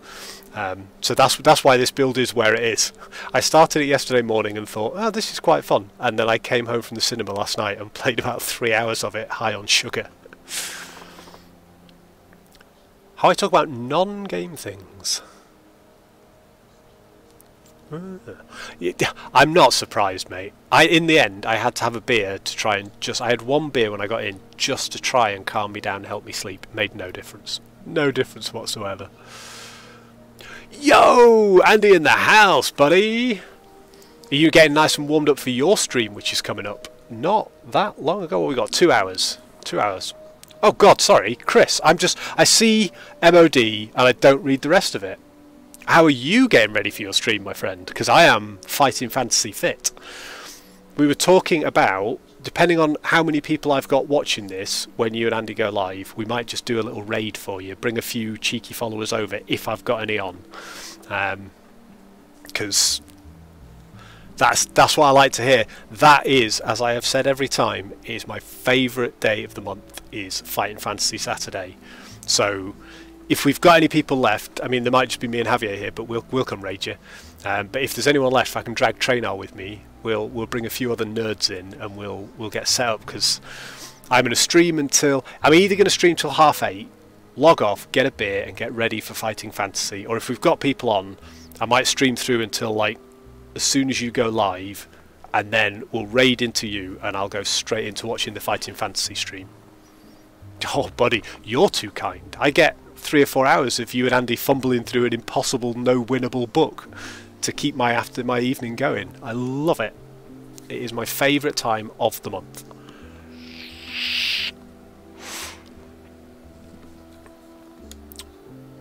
Right, so, question is, what do we need? And the answer is, we don't need headpieces just for now, because I found this, which at level 57 I can equip this. It is an exalted item that rolled with 2 tier 6 affixes, which is super rare, and they are 2 of the best affixes for this build. They're intelligence and vitality. So vitality scales my health and my necrotic resist, and intelligence scales my ward retention. So just putting this hat on will massively boost my survivability.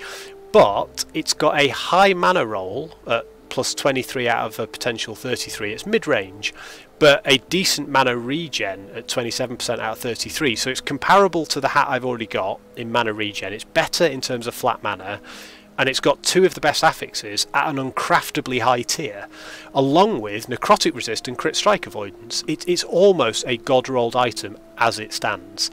So I'm going to do a bit of crafting on it, and we're going to put that on. Oh yes, get the red wine on.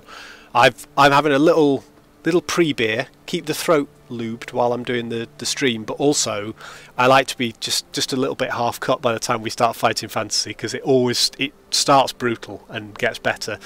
Andy showed us the cover of the book earlier on because I asked him which one it was, and it looks dead easy. I think, Javier, you might have described it as a milk run.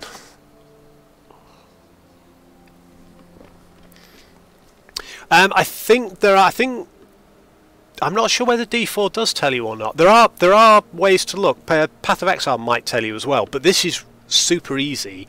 I tell you what this is as an excellent ARPG. Not only can I look at the ranges for the rolls, there is a rune I can use when I'm crafting to re-roll either the implicits, so on this purple helmet, the armor, the mana and the mana regen within their range, or the prefix and suffix, the affixes, within their range. So my crafting is not just get the right prefixes and the right suffixes and put them on a base item that has good intrinsic or implicit affixes. I can then re-roll them within those ranges if they roll really badly. So this one, the vitality and the intelligence are both mid-range, so I probably wouldn't re-roll those. But that would be about it. What does it take to get me streaming while being wasted? I'll tell you what it takes, Trainar. I would do a wasted stream, although as we know it is impossible to get drunk on beer. I would do a high alcohol content stream for affiliate status. So if you can dig me up another 25 followers, we'll do one then, and then we might do one at like the first 10 subs or something, but it's never going to happen. But yeah, you've got to have a buzz on for Fighting Fantasy. That's what it's all about. All of it. But yeah, I love that in the crafting for this game, it's RNG based. Oh god, he's clipped it. Well, there's your challenge set. Get me 25 followers from somewhere. We'll make affiliate and we'll have might be a whiskey stream. Yeah, you can change your prefixes and your suffixes, and there is some RNG to it, and there is some strategy to it, and the forging potential comes into that massively, because if you roll well you can get critical hits and craft without using up your forging potential. If you roll badly you can brick an item in one roll if you're not careful. But on top of that you can fine-tune it by re-rolling some of those implicits and stuff. It's a beautiful system. There is a reason that when I checked on Steam earlier it said I had played I think 80 or 90 hours or something in the last 2 weeks. And since I started playing it and streaming it, which is it's nearly a month ago, I think we're just about to come into our second 30-day window on streaming. I've streamed 33 or 34 hours of it. I've played well north of 100. Probably close to 200 if I'm really being honest with myself. It's good. It's just addictive. I never feel like I'm completely lost. There are points I get in Diablo where I'm like, I'm going to make a new character, because unless I get this one super rare, unique item, legendary item, this build won't work. Well, on here, you craft that unique item, that legendary item. You get your unique base, you find the affixes you want to make it work for your particular character, and you transfer them over, and you hope. You cross your fingers, you do the dungeon, you pray to RNGesus. Sometimes he screws you, sometimes you get it. But when you do, that one item can carry you right through. And you can do that with some of these uniques. So this unique, you have to be level 52. This one I had to be level 23. There are some uniques in the game that don't have a level requirement. So I could craft onto them, make them into a really powerful legendary, and they're leveling items. I could put 3 or 4 of them onto a brand new character and just power level them straight into monoliths at level 20 and crush everything and level up really fast to help get me to endgame, when I'm then going to have to replace them with something else because endgame content is hard. I've no idea how to clip. The only time I've clipped my own stream, when we were messing around with it the other night, I did it afterwards. I did it from the editor, so... If you... Oh no, he's found the... Oh, you found the button. Oh, I'm glad I don't have to make the promise again. That would have been challenging. Right, we're gonna scroll through some of these. We're gonna clear some of this stuff, and then we're gonna find out what items we'd like. And I think an amulet is a big one, because I've been using this level 17 amulet. It's very powerful, but it's minion damage, necrotic damage, and a moderately decent cast speed. So I'm going to be using that, and then I'm going to try and get some more of those. I love this wand. I've crafted this. It's got another 7 forging potential, which we can craft onto, but not until I've leveled up a bit, I don't think. But it's got a almost perfect roll. It's got not brilliant spell damage. It could be better. The mana roll's okay, but I rolled mana and mana regen, and they're god rolled. They're tier 5, 60 out of 60, 35% out of 35%, and a pretty decent tier 3 cast speed. So that's one of the things that's keeping us going.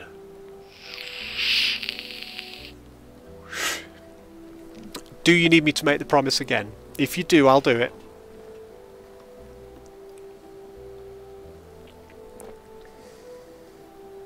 Okay, so here is your challenge, Trainer. Get your finger on that clip button if you want the evidence. Get me 25 followers, we will have a wasted stream. I will be drinking whiskey, we will be playing Last Epoch, we'll see how far we go. It will be a disaster. But if we can get to, I'll tell you what, if we can get to affiliate status, so there's a couple of things I need for affiliate status. I need an average of 3 views per stream. Now you guys are making this easy at the moment. We've got 5 viewers at the moment. You're really helping me out. But we're only halfway there. No condition. Where's the fun in that? You want it, you got to earn it, my friend. There's the challenge. You don't have to find the followers all on your own, but you're an influential man. You're a man who's done YouTube and streaming. You know how these things work. If we hit affiliate status, we will do it. Whether you are responsible, Trainer, or whether it happens organically over time, it will happen. There will be a one-off, and maybe we'll set some sub-goals where we do it again. But for now, that's the challenge. If we can hit affiliate, and we may not. It's not my end goal. I'm not looking to make money out of Twitch streaming. I'm just really enjoying being able to play games I like and chat to you guys, especially the people who are in chat now, who are just all mates of mine. This is my favourite way to play this game, is with a bit of distraction and a bit of banter. But if we got to affiliate status, it'd be nice, because then I can do custom icons and we can have VIP statuses, and it lets me do more with the channel. I'm assuming I can do like points like goose eggs or something in the bottom corner, you know, and daft emotes and all that kind of stuff. So that'd be fun. And I've never had a chance to play with any of that. So that would be nice. I'm not looking to get subs and make cash out of it. Although, you know, if I get 1,000 subs, then I can buy myself a new rig and actually stream games people want to watch beyond just Last Epoch, because this is about the limit of what my PC will handle while streaming. But that is not my intention. It is not why I'm here. But yeah, if we can get to affiliate status, we will immediately shame ourselves as an affiliate of Twitch and celebrate the fact by having an uncontrolled and raucous streamathon. No, stream, not a streamathon. That was a slip of the tongue. Oh great, it's been clipped already. Oh dear. You see, Chris has shown us the way. That's the kind of magic you can do if you can get yourself to either affiliate status or the community status, but both of them require you to have 50 followers. That's what you need before you can start doing the fun stuff on Twitch. And I can't do any of that stuff yet, so I want to be able to. We will build a community. And if I build it, they will come. Make of that what you will. Right, let's have a quick look through here and see if there is any stuff we want to pull apart for excellent bonuses, and if not, we'll just sell them. Right, I definitely want mana and mana regen combined as an affix. And we got 3 shards of it, which is great. Well, we've sort of talked about this. I think, because like Andy and Javi and I have been role-playing, and it's been so much fun. And the thing I find difficult about it is we don't do it on a weekly basis, because, you know, schedules don't allow at the moment. And so when I come to plan the next adventure, or where we're at with the next session, I sort of forget, what did we do, what didn't we do, what have they discovered, what have they not discovered. The guys make great notes. But if we had it as, if we streamed it, and then I could take the VOD and stick it on YouTube for our own reference, we could watch it back over the couple of days before and be like, ah yeah, that's what happened, that's where we're at, rock and roll. And I do a Wednesday night roleplay session with trainers in that session, and we always record those and pop them on YouTube. Only, I mean, they're all unlisted videos. They're just for us to re-watch the couple of days before to go, what did we do last week? It's so much easier than taking like copious notes. So I think that's probably something we'll do. I'm also going to start streaming a little bit off the PS5. I like having the camera on because I think it's more engaging when you've got the camera. And the problem I have with streaming on the PS5 at the moment is I can't mute my audio ever on PS5 because my headset is knackered. And if I turn my microphone off, it typically takes 5 to 7 minutes for it to find it again when I put the button back on. So if I'm streaming and I mute my microphone for any reason, I have to have an enormous pause where there's no audio at all. But, you know, we're enjoying Hunt and Helldivers and all sorts of stuff. That would also be fun to stream. So there's no limits on the kind of things that I would like to stream. I just sort of started with Last Epoch because it's what I'm playing at the moment and playing all the time. And I enjoy streaming, I enjoy having people here, and most nights I'm going to be playing a couple of hours of Last Epoch, so I might as well have a bit of a community sitting around watching me do it. But yeah, it would be always really useful to have the videos. So we'll do that. The other thing is, if we had the videos, and I think we'd stream them, and then I would let them just VOD rot. I'd let the VODs disappear off the stream as they go.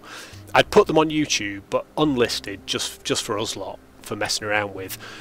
But you can have links to those, Chris, because then you can see how much fun it is, and you can be tempted to come in and join us. I know scheduling is really difficult, but every now and again, I think we could do a funky little RPG sesh, just a one-off.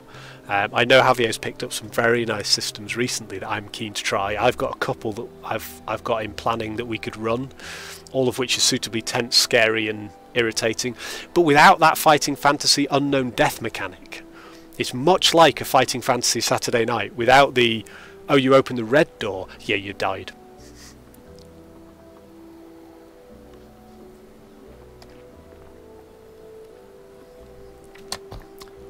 Yeah, I mean, I think there's a couple of things. One is don't put your beer down on your gamepad because otherwise random windows pop up. But yeah, there's a couple of ways of doing it. I have got an Elgato capture card, but it's old, and I could do with one that records at better quality. I have streamed before, just live from the PS5, but obviously you haven't then got the advantage of running it through Streamlabs and having a camera and everything else working.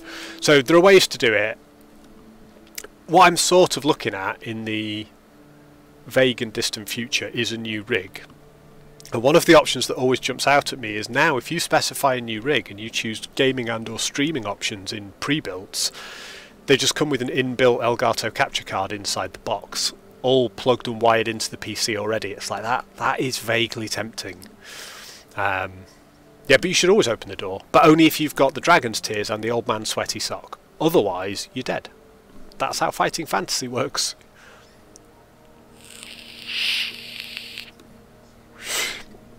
I completely get that, Chris.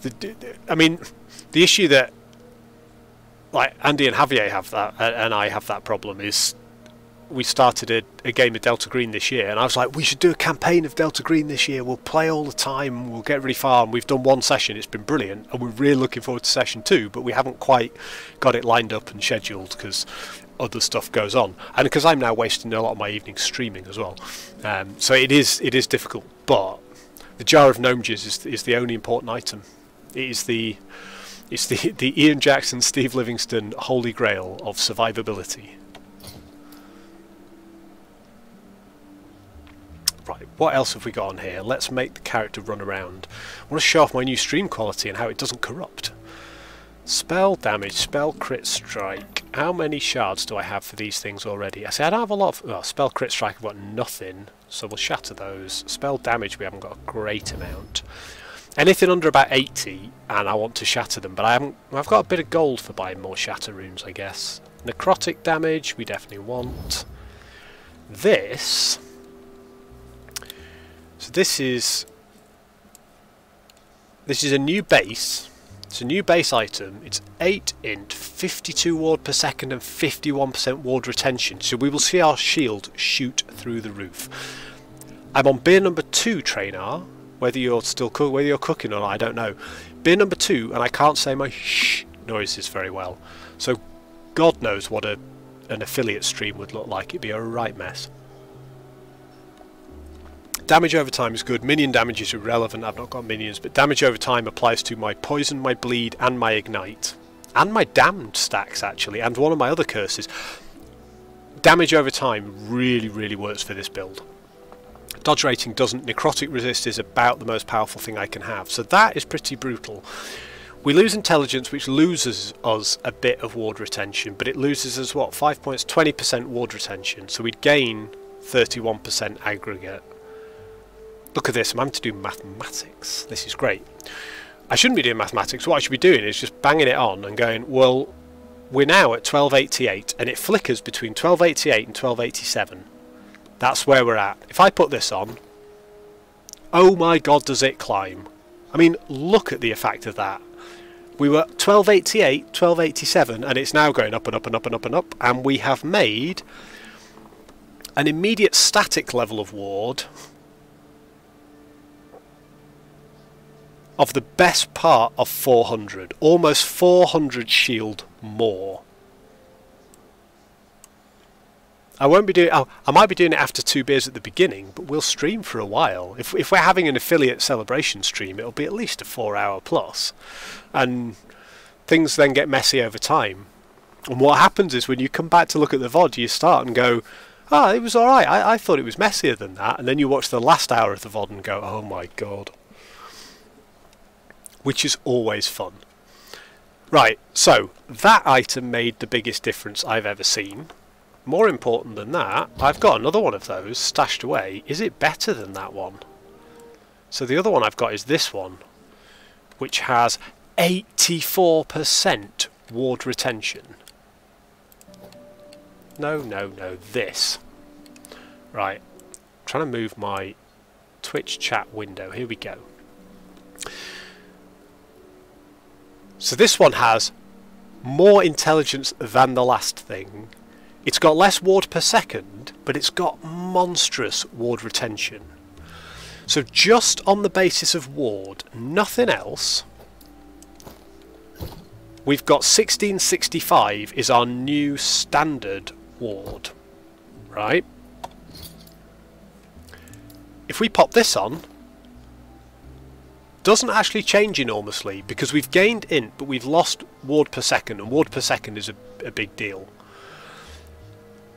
We can do 2 things here. We can re-roll the implicits, but I don't want to do that because our ward retention on here is 86%, 84% out of 86%, which is amazing. And our ward per second is middling. Our intelligence is almost god-rolled. What we need on this is actual affixes we would want to use. It's an amazing base item. It's only got 22 forging potential. It comes with mana. I'm happy with mana. We've got 1 open affix slot, so suffixes. On here we want health, because the more health we've got, the bigger that lost health and the more ward we're going to get. It's just going to shoot our defensibility through the roof. Now we don't have health as an option on an offhand catalyst at all, but we do have ward per second, which would supplement our missing ward per second. We do not have many shards of it. The other option would be to put some resists on there. We could currently do with a bit of elemental resist. Really though, what we're missing is void. We can fix those resists with other bits of gear. Now dodge rating is not enormously helpful to me. My dodge rating is 51, which gives me a 4% chance to dodge, so an irrelevance. So I'd like to change that, but I have not got enough forging potential to reliably change a lot of things on here, but the base of this item is great. Crit strike multiplier is okay, but our crit chance is low. Right, so what we're going to do, we're going to find a suffix we want. So it's either resists, Chance to shock, chill, slow, freeze rate, or ward per second. I would rather get my resists elsewhere. I can find resists in my idols, but I want ward per second. So we're going to put that on there. We're going to clear that. We're going to add to here ward per second. I'm putting a glyph of hope in. I ran out of glyphs of hope, right? So it's really complicated when you first start looking at it, and I'm not making it easy because in my earlier streams I sort of explained everything in the greatest detail. Now I'm just crafting stuff because I've got 200 hours in 3 or 4 weeks. So it's much simpler than it looks, but you need to sort of learn it step by step. So what I've got here is I've got an item which has got a series of implicit affixes. They are on every one of these opulent focuses always has intelligence, ward per second and ward retention. Can't do anything about that. But each item can have 2 prefixes and 2 suffixes. And the prefixes are typically offensive. They're more damage or more utility, like getting more mana. And the suffixes are normally defensive, like more armor, more health, more dodge, or elemental resistances. And I can swap these around, and I've got shards of these. I've got 86 shards of crit strike multiplier. Every time I level one of these up, it's going to cost a shard. So I've only got 21 shards of ward retention. 22, there we go. I already had one in there. So I level it up. Normally, that's all you would do. But I also have the option of adding a glyph. Now, I've only got 3 glyphs on here. Glyph of Order is an irrelevance for now. So there's 2 that I use. Glyph of Chaos, which will upgrade it by 1 level and also re-roll it. So I might use a Glyph of Chaos on this dodge rating so that I upgrade it from tier 2 to tier 3, but I also change it to another random suffix at the same time. And then you've got Glyph of Hope, and Glyph of Hope is the most important glyph in the game, because what it does is when you've got it installed, every time you upgrade, so to upgrade this, it will cost me between 1 and 18 forging potential, and I have 22. So if I do this, I could add 1 level of ward per second, and it could cost me 18 and nearly brick the item, because when it gets to 0 forging potential, you can't craft on it anymore. If I use a Glyph of Hope, there's a 25% chance that it won't cost any forging potential. It always uses the glyph, so you only want to do these for sort of later game crafts. But it always uses the glyph, but there's a 25% chance you use no forge potential. And so this is how you sort of gamble your way to getting it done. So we're going to try it. We're going to add this affix, this ward per second. Right, it cost us 8 forging potential, so we've lost a huge amount. Any 1 click... So these tier 1s are 1 to 10. But if I do a tier 2, it's 1 to 12. And the tier 3 is 1 to 18. So the tier 3 on its own could brick this item by going up 1 level. Ward per second gave us 8. So now the gamble here is, if I do the Glyph of Hope, if I do the dodge rating, it costs 1 to 12. If I use a Glyph of Chaos, there's no percentage chance of saving forging potential. It is going to cost me between 1 and 12. But I don't want dodge rating, so I'm going to gamble. It only cost me 1, and I got freeze rate multiplier.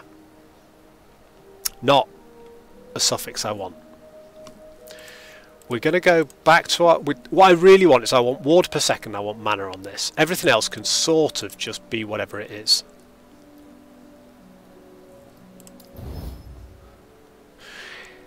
Now, arguably, what you should be doing when you're crafting is using the lowest one each time if you're happy with them. Because this has a chance 1 to 10, this has a range of 1 to 12. So there is more chance if I upgrade this one that I'll use up to 5 forging potential and brick the item. Every time you craft, there is a very small chance that you get a critical success, which uses no forging potential and not only upgrades this affix, but 1 other one at random. Yeah, so to mitigate that risk, you want to be using these Glyphs of Hope, which is, it gives you a 25% chance. The way that it works, this one had 14 forging potential or something. That's not great. Endgame items, sort of purple items in endgame, have somewhere around sort of 35 to 45, so you get a bit more flexibility with better quality items to play around with them than you do with these sort of mid-level items. But I want to play with this. I'm going to gamble. We're going to go ward per second with a Glyph of Hope. critical success. Crit strike multiplier got a level, and ward per second did, and it cost us no forging potential. We're on to a winner. We're going to go again. We got another level of ward per second, and this time the Glyph of Hope preserved the forging potential. So we've still got 5. RNGesus is just in love with us right now. I don't want freeze rate multiplier because I'm not freezing stuff, so I'm just going to gamble again. Right, that bricked it. That's used it all. Chance to shock attackers. Alright, whatever. I don't care because I've now got 15 more ward per second. So this was the one we had on before, and we were peaking at 1600 and something. We should now be peaking in terms of shield way higher than this, and on top of that this one has plus 25 mana, which the other one doesn't, so I can cast for longer and I can cast harder. And we're missing damage over time, which is a shame. We're missing necrotic resist, which is a shame. Dodge rating, etc. But we're not going to keep this for the whole end game. We're just going to use it for now. So 1663. 63, 62, that's where we're at. If we put this on, it's rolling up again. So before we put either of these items on, we were peaking about 12 or 1300. Just under 1300. We've gained the best part of 5, nearly 600 ward as our static base. This is why this low life build is so cool, because it's so easy to scale that shield. That shield's nearly at 2000. My health is only 945, but I've got a shield of 1800, and that shield regens at a much higher rate than my health ever would. My health is regenning at 14 points per second. The shield is regenning at 57 per second, plus 20% of my missing health, which is 900, so 180 plus 57, 230-ish. So instead of my health, which is regenerating at 14 per second, my ward is regenerating at 230 per second, as well as being much higher. So we should be able to absolutely crush end game content with this build, even as it stands, and that's without putting on our level 65 items.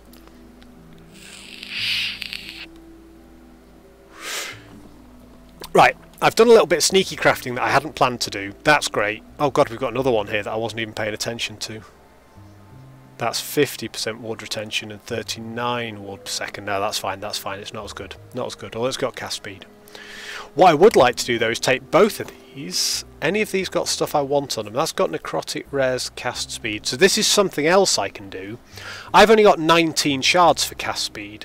So if I want to add cast speed to all my weapons, I can do it 19 times and then I can never do it again because I'm out of those shards. I will find some of them on the ground, but I've been playing this game for 200 hours and I've only found 19 of them. So what I can do here is get rid of this. I can put in a rune of shattering, which will destroy the item, and it will give me back a random number between 0 and the tier of the item, and they go up to tier 5 on crafted items. It'll give me 0 to 4 in this case, shards for cast speed. So I might get unlucky and get nothing, or I might get 4 shards, which is way better than the 19 I've got now. And I'll also potentially get 4 for necrotic resist, 2 for cold resist, a couple for cold damage. Ooh, look at that, we got everything except what we were looking for there, no cast speed. And these cost 2,000 gold a time when you're buying them, so they're not the easiest thing to get hold of early doors until you've made a load of money. So what I typically do here, I don't harvest items to sell them because you don't get a lot of money out of it, but what I do is I'll scan them now. Anything that's got a load of shards on it that we might want, that we haven't already got 100 plus of. So that's pretty good. That's armour and reduced damage from crit strikes. We've only got 27 of those. We'll have that. See, necrotic resistance is one of the most important things for my build, but I have 160 shards for necrotic resistance, so I don't need to farm any more of them. Ooh, now that is good. It's got +1 to chaos bolts. That is one of my main damage spells. So it would give me an extra level. I could take an extra point on its skill tree. That's really powerful. It would give me... I wouldn't have the mana regen, I'd have endurance and I'd have way more armour. But mana regen works for me right now. So what I want to do is I want to try and gamble about taking that off. And it's got mana, which I need. Fizz res is always useful, fire res is always useful. We got it. We got a +1 level of Chaos Bolt Shard. So I'm happy we can use that then to craft that onto an item that I do want to keep. That is a different thing altogether. Crit strike multiplier, minion damage, minion health. I'm not using minions. That's got necrotic res and damage over time, but necrotic res we've got loads. Damage over time is the only one here we don't have a lot of. And we've got enough of them. You get better as you go at doing these sort of quick assessments of what is a good base item and does it have good stats on it that I either want to keep or I want the shards for. Like this one, I've been playing for hundreds of hours. I don't own a single shard that gives me increased critical strike chance. We are in no way going to be able to do this drinkathon trainer. But I've got no shards that give me plus crit strike chance for me and my minions together. So I want that. I really want it. If it was like tier 5, I could use a rune of removal. Rune of removal you can only find on the floor, so they are rarer. Although I've got more of them, they're rarer than these runes of shattering, and they're useful for crafting because it removes a random affix. But what it does, when it removes it, it always gives you back the maximum number of shards. So if I use 2 of these, if I use 1, I've got a 50-50 chance of getting 2 shards for this that I've got no shards for. I've also got a 50-50 chance of getting 2 shards for something I've already got 290 for, so not so interesting. So I'm going to gamble with the runes of shattering, because although they cost 2,000 each, you can just buy them from vendors. They're always available, so as long as you make gold, you're always able to get these. You can't always get the rune of removal. And you can use the rune of removal on an item. So if I put this in here and I was like, you know what, I love physical res, I love vitality, but this build does not want health. I could use a rune of removal and gamble on the 33% chance that it removes that and then lets me craft a different suffix onto it and make a better item. So it's really useful as a crafting tool rather than just as a way of target destroying things.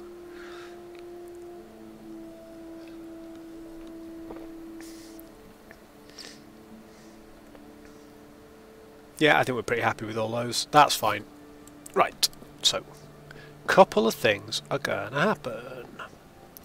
We're going to flog all this stuff, and we're finally going to make some decisions on our prophecies. And I'll show you the prophecies, and if you think the game's complicated, prophecies make it feel more complicated, but they're not. They're really simple. Prophecies are a way of target farming the items you want. So there's 2 factions in the game. Each character can only ever belong to one faction at a time. I think there's a quest to do this. Yeah, there is. The 2 factions are a trade faction, where you go to the Merchants Guild, you can put your items up for sale, people will pay money for them, and you can buy other people's items they've found. So if you want the best items in the game, you can see what the whole community of trade people have found, and if you've got enough money, you can buy them. I like this. It's the Circle of Fortune, and it's what they call the solo self-found route, which is you only play with the items you find yourself. So I'm not going to play the game for a couple of 100 hours and then go to a marketplace where somebody's played it for 10,000 hours and is selling half the stuff they don't need and just go, oh, I'm going to buy that, and it's an instant upgrade. I want that gratification of, oh, it dropped for me, I finally got the item I'm looking for. And this faction lets you do that, but make it a bit more predictable. So you get these prophecies. There are 4 telescopes. There's one for armour. There's one for weapons. There's one for accessories, jewellery and stuff. And there's one for currency, idols, crafting materials. And you can go to each of these, and they will have a series of prophecies in the stars. It's, you know, it's the way that the game sort of sets it in the game's context, but it's very simple. Each of these is a prophecy to be fulfilled, and when you fulfill it, you will get the reward. So this prophecy here, this one's an easy one. We need to kill a boss 3 times. Anywhere in the game. It could be during the campaign, it could be in the end game monoliths, it could be in the arena. But if you've killed a boss 3 times, you will be given 3 random gloves which are exalted. That means they have an affix on them that is at least tier 6, which is higher than you can craft. So exalted affixes are like the best in the game because you can only find them from things that drop on the ground. This particular one can be fulfilled 0 out of 2 times. So I could kill 3 bosses, get 3 gloves, then kill 3 more bosses, get 3 gloves, and then this will disappear from my prophecy list. So my list of prophecies is here. I can have a whole ton of these running at once, and they can have completely different conditions. So for example, this one, I have to kill 9 amber elementals. It has to happen inside, this one has a condition, has to happen inside the Lightless Arbor dungeon. So if I don't want to do dungeon content, I'm not particularly interested in this. If I want to be doing monoliths, which is the end game system, and it's quite quick and it's quite good fun, I want to be focused on, let's see if we've got any in here. Yeah, this one here is you need to be doing monoliths with at least 14 corruption. Corruption basically makes the monoliths harder. So if I kill any rare enemy 7 times in the monolith, I get a unique belt. That's something I can craft a legendary item out of. I've also got lenses here. Let's make this even more simple. Lenses basically filter what you see. So they make it more likely, for example, that you see helmets, or you see boots, or you see gloves, depending on what you're hunting for. And they can change some of the conditions. So it could say minus 100% chance to see arena events, which means I'm never going to see something that requires me to go to the arena. And if I don't like playing the arena, it's not my favourite game mode, I can just sort of get rid of that and say, no, I want to be playing monolith content. So if we have a look down at our lenses, which I have a few of by now. So we've got a few for weapons.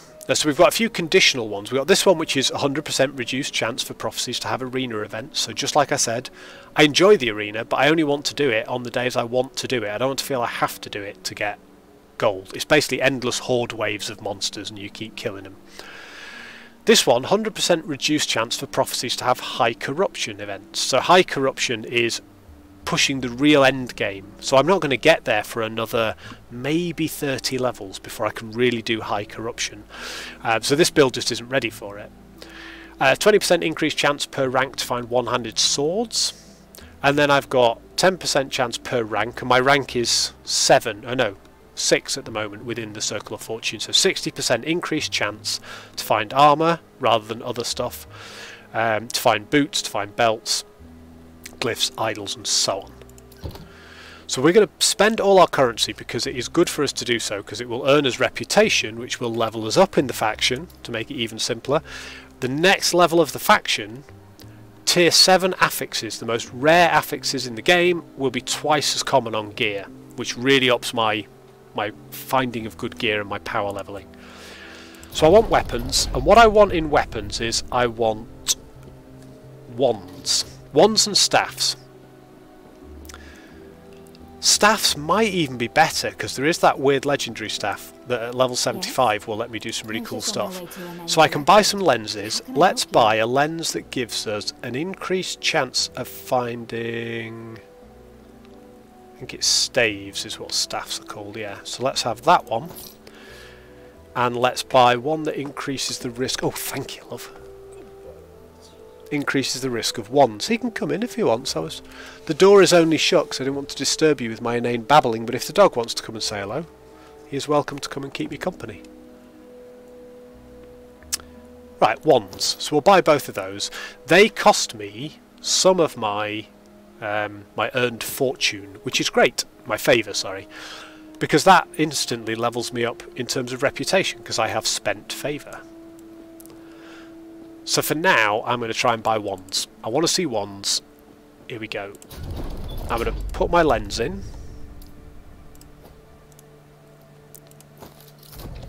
Now, it doesn't change what I see right now, because that's already there, although we've got a wand already, actually. If we kill any boss in the monolith, we will get exalted wands. Sold. Want that more than anything. Then it refreshes. So this time we didn't get any more wands. We have got offhand catalysts, which we use a lot of. That's what we've just put on, that's an offhand catalyst. And that is Void Horrors in the monolith. Yes. Let's get ourselves some of those things. Any more ones? 280 corruption is too high for what we can do in the monolith. Death of a boss anywhere for an exalted offhand catalyst, yes. So getting the weapons leveled up early doors is about the most efficient thing you can do for damage. Now I didn't get another prophecy there. Oh, here we go. It took some time, that was all. I could get some unique ones if I can kill an exiled mage. We're going to do that because those are things I will do anyway, and then I'm quite happy with that. We've got a few favours. I'd like to do some armour. So for armour, I don't ever want to see body armour particularly because I've got the legendary item I want. Now at some point, this version of it doesn't have any legendary potential. I can't turn it into a legendary, it's just unique. So I do want to farm this armour again with better bonuses and legendary potential, but for now I at least have it. I've also got the helmet that I want when I hit level 65. These boots I like a lot. I can't look at them, can I, without... No, not while we're in this menu. So I'm not so bothered actually. What I really want is rings. I really want rings and amulets, because there we're lacking a bit. So I could kill rare enemies in the monolith for unique rings, and I've already got quite a lot of the unique rings in the game. I'd just like some rare ones. But none of those were prophecies I could fulfill. This one, here we go. Exalted rings. I need to kill the Husk of Elder Gaspar in the last ruined timeline. That is a tough fight. And will be very difficult for this build because it's all damage over time. But we like it, we'll take it. We will have to do that at some point or we won't unlock our exalted monoliths, so that's fine. Kill Rahe in the Black Sun timeline for 10 rare rings. That's easy. We will do that. I have murdered many a Rahe. I'd like some more amulets, but I'm not doing 3 tiers of the arena to get them. I'm not doing that one, not doing that one. Kill Frostlich Formosus. Never know, I've not run that before. We're going to re-roll this. We're running out of favour a little bit now, but that's fine because as long as we're spending favour, we're making reputation. That one we can't do because it requires high corruption. Death of Godhunter Argentus in the Stolen Lance. We can't afford those. So I'm going to have a quick look at these. Just see if there's anything we can afford. That one we can, but we can't satisfy the requirement of it. Can't afford... we can afford that. Not particularly bothered. Right. High corruption monolith, can't do. Arena tier 3 not ready for. Any arena champion killed for 2 lots of set boots. I'm going to save the rest of my favour.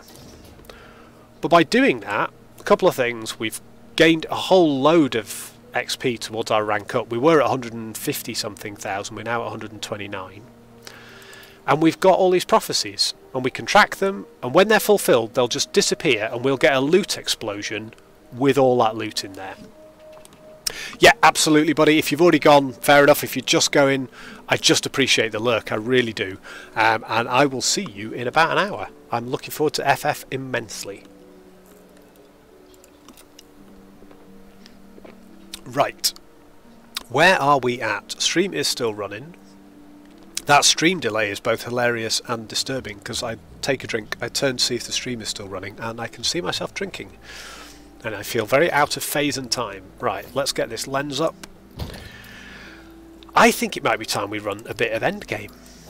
Let's do some monoliths. I've not tested monoliths with this build.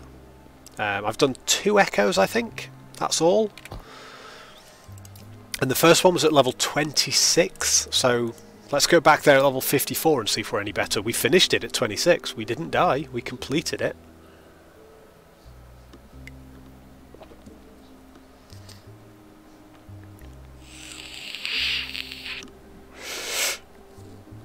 The big advantage is we've got 600 more ward now.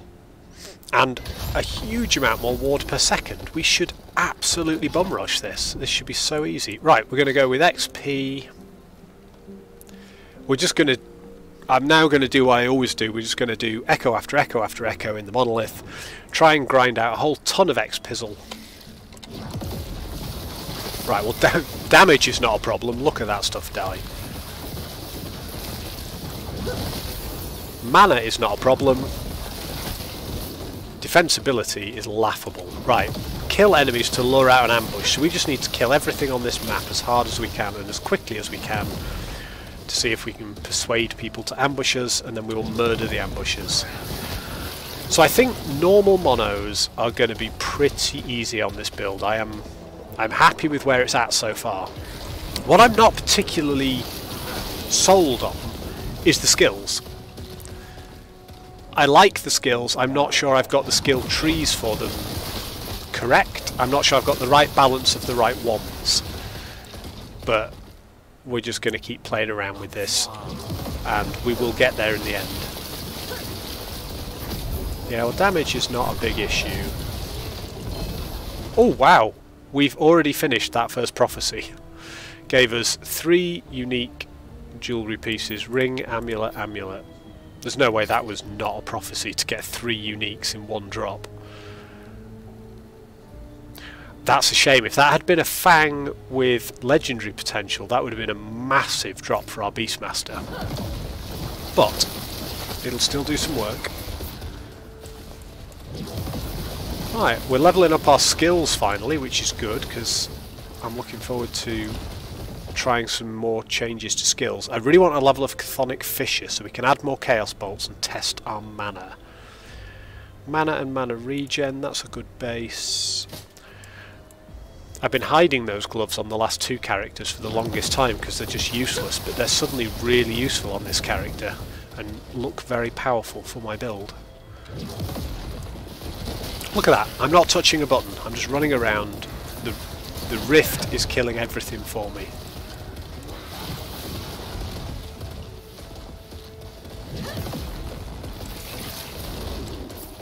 I mean, that's just insane. Hopefully, this is the first time we've done monos on this stream, so hopefully it is coming through crystal clear and the bitrate is good and the screen looks great and we're dashing around doing some damage and destroying things without it all pixelating like it was doing. Oh wow, that was the ambush apparently. I didn't even notice. I was busy looking at what was on the ground and it turns out we'd completed the whole monolith. The Echo, that's ridiculous. Yeah, so we're now way overpowered for these Echoes, but that's fine. We can now just crush through them and look for decent gear worth picking up. We want more necrotic damage. Oh, we got a load of points. Let's max that out. 60% more necrotic damage, so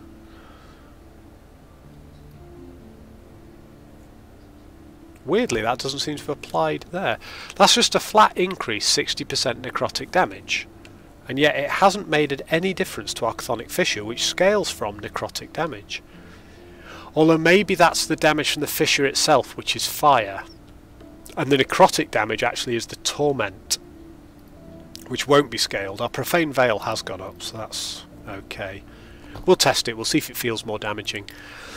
Profane Veil, I want a point in there. Chaos Bolts. Where was I going with this? I took a point out of here because we are still directly casting Chaos Bolts actually.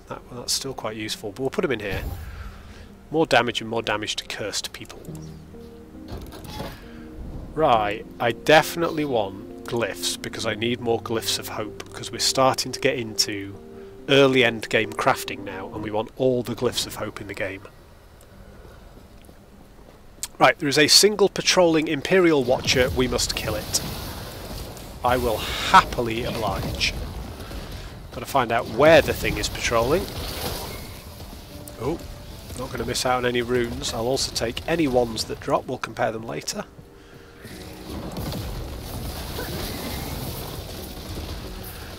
I'm going to say I'm quite happy with this build. +1 to Soul Feast, definitely. Any +1 to skills shards are always worth having. Those boots have move speed, always need move speed shards. Right, let's grab the shrine because it's an affix shard shrine, perfect. So these are all crafting affixes. So every one of these is either a rune of shattering or a crafting affix or a glyph of hope, and I can just hit transfer materials and they go straight into my crafting stash. I'm at nearly 7,000 shards, 334 glyphs, and 267 glyphs, 334 runes. That's more than I have in my pre-season stash from a couple of years of casual play, which gives you an idea as to how much of my playtime has been focused on. Oh my god, that was quick. I'm just talking again and everything's gone and we've won the Echo.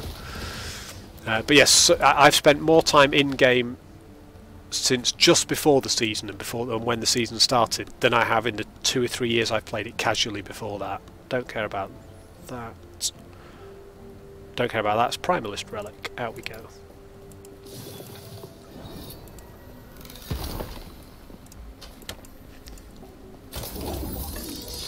So if anyone is online and watching who hasn't seen this before, what we're trying to achieve in these monoliths, they're a series of little bite-sized encounters that take 3 to 5 minutes, and at the end of them we get a reward. So for this one we'll get experience, Tome of Experience. For this one we will get runes.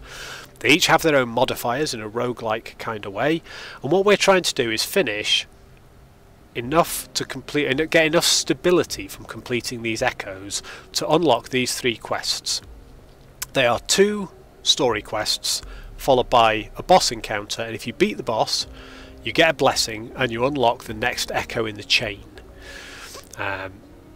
Nice. Have a good time, Trainer. It was good to see you, buddy. Good to see you last night in person, my friend. But very good to have you hanging out. Thank you for joining us. I'll get that clip uploaded. We'll do a YouTube short and we'll see what the quality's like on YouTube shorts. Yeah, I'll get it sent, buddy. I will. Enjoy yourself.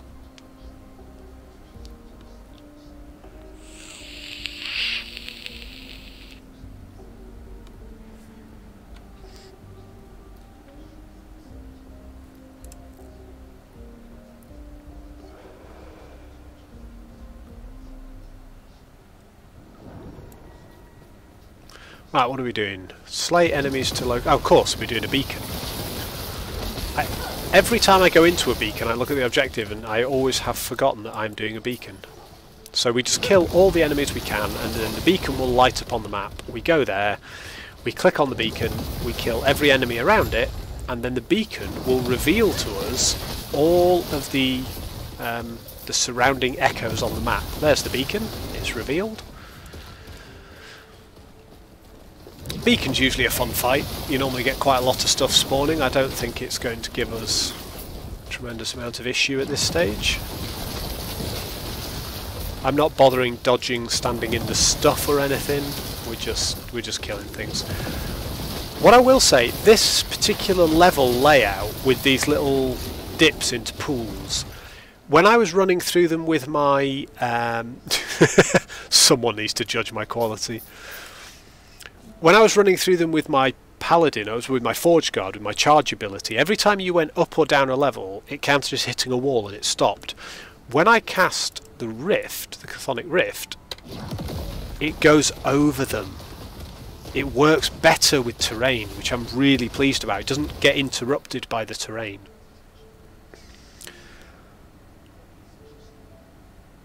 And we'll have that one. Right.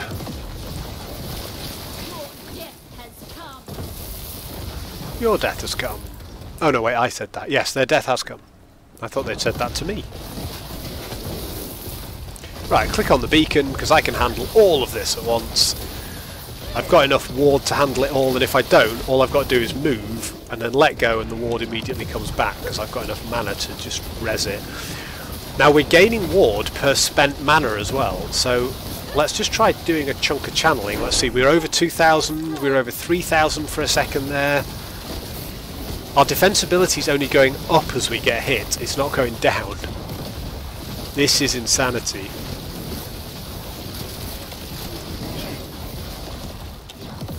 And we're not using any of our mana either. I'm casting these Chthonic Rifts, I'm holding down the spam button on my casts for Chaos Bolts.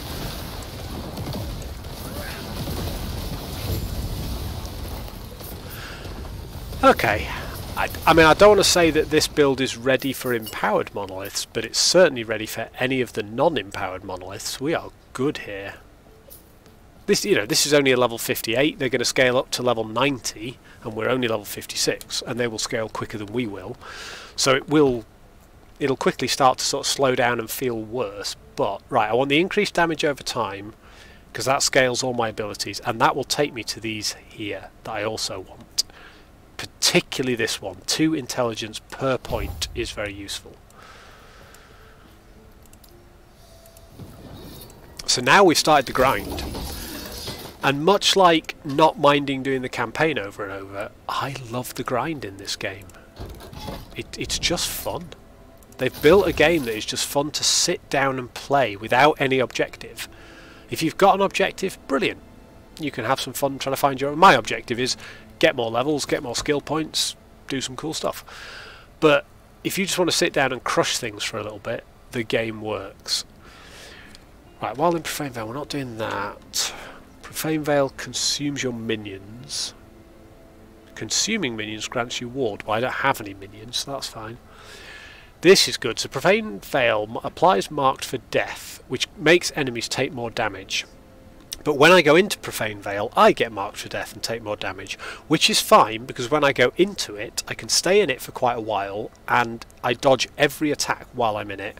And because of this node, I still get damage reduction from armor applying to damage over time, which it doesn't normally. Once I've taken this, when I apply mark for death to an enemy or myself by any method, all my stacks of damned and poison on them spread to a number of other enemies. We're going to try that, because I think I'm poisoning lots of people and I'm damning a lot of people, and those are all damage over times. So we can then spread those, make them more powerful, make them damage more dudes. This is a good way to go. So for this echo, look at that, our ward is still trying to tumble because it was so high when we finished doing that. We need to locate the storm gate, so we kill enemies until the storm gate appears, and then we click on the storm gate, a whole load more enemies appear. When we've killed them all, it gets closed, and we have won.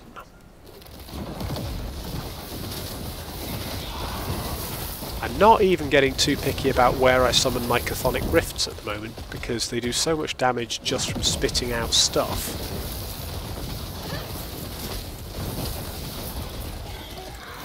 Right, we'll just keep a quick eye on the map as we go to see if the gate appears. These maps go one of two ways. Either the gate appears, or the map is secretly an ambush map, and the gate doesn't appear for ages, and that's when you know that you're likely to just suddenly get ambushed when you've killed enough dudes. I think how quickly the gate appears depends on how close you are to it. I think if you're very far away from it, you have to kill more enemies to find it. If you're close to it, it appears almost immediately. Apologies for the sound issue there. I accidentally clicked on my Twitch chat overlay, which took us out of game, which wasn't helpful, and that cancels the in-game sound, because this game has a streamy mode where if you click out of the game, you tab out of the game, it turns the game audio off, which is nice, because then when I'm in menus, you're not hearing game audio plus whatever audio I'm playing while I'm doing be right backs and stuff. Right, the gate has been revealed to us, which means it is a gate and not an ambush. So we're just going to... We don't even have to kill everything as we go, frankly. I'm very cocky in the state of this build. So we'll run there, we'll pull the whole map with us. Although I don't want to miss out on the XP if they decide not to follow us, so let's just kill a few of them. I'm not even getting out of the way of your attacks.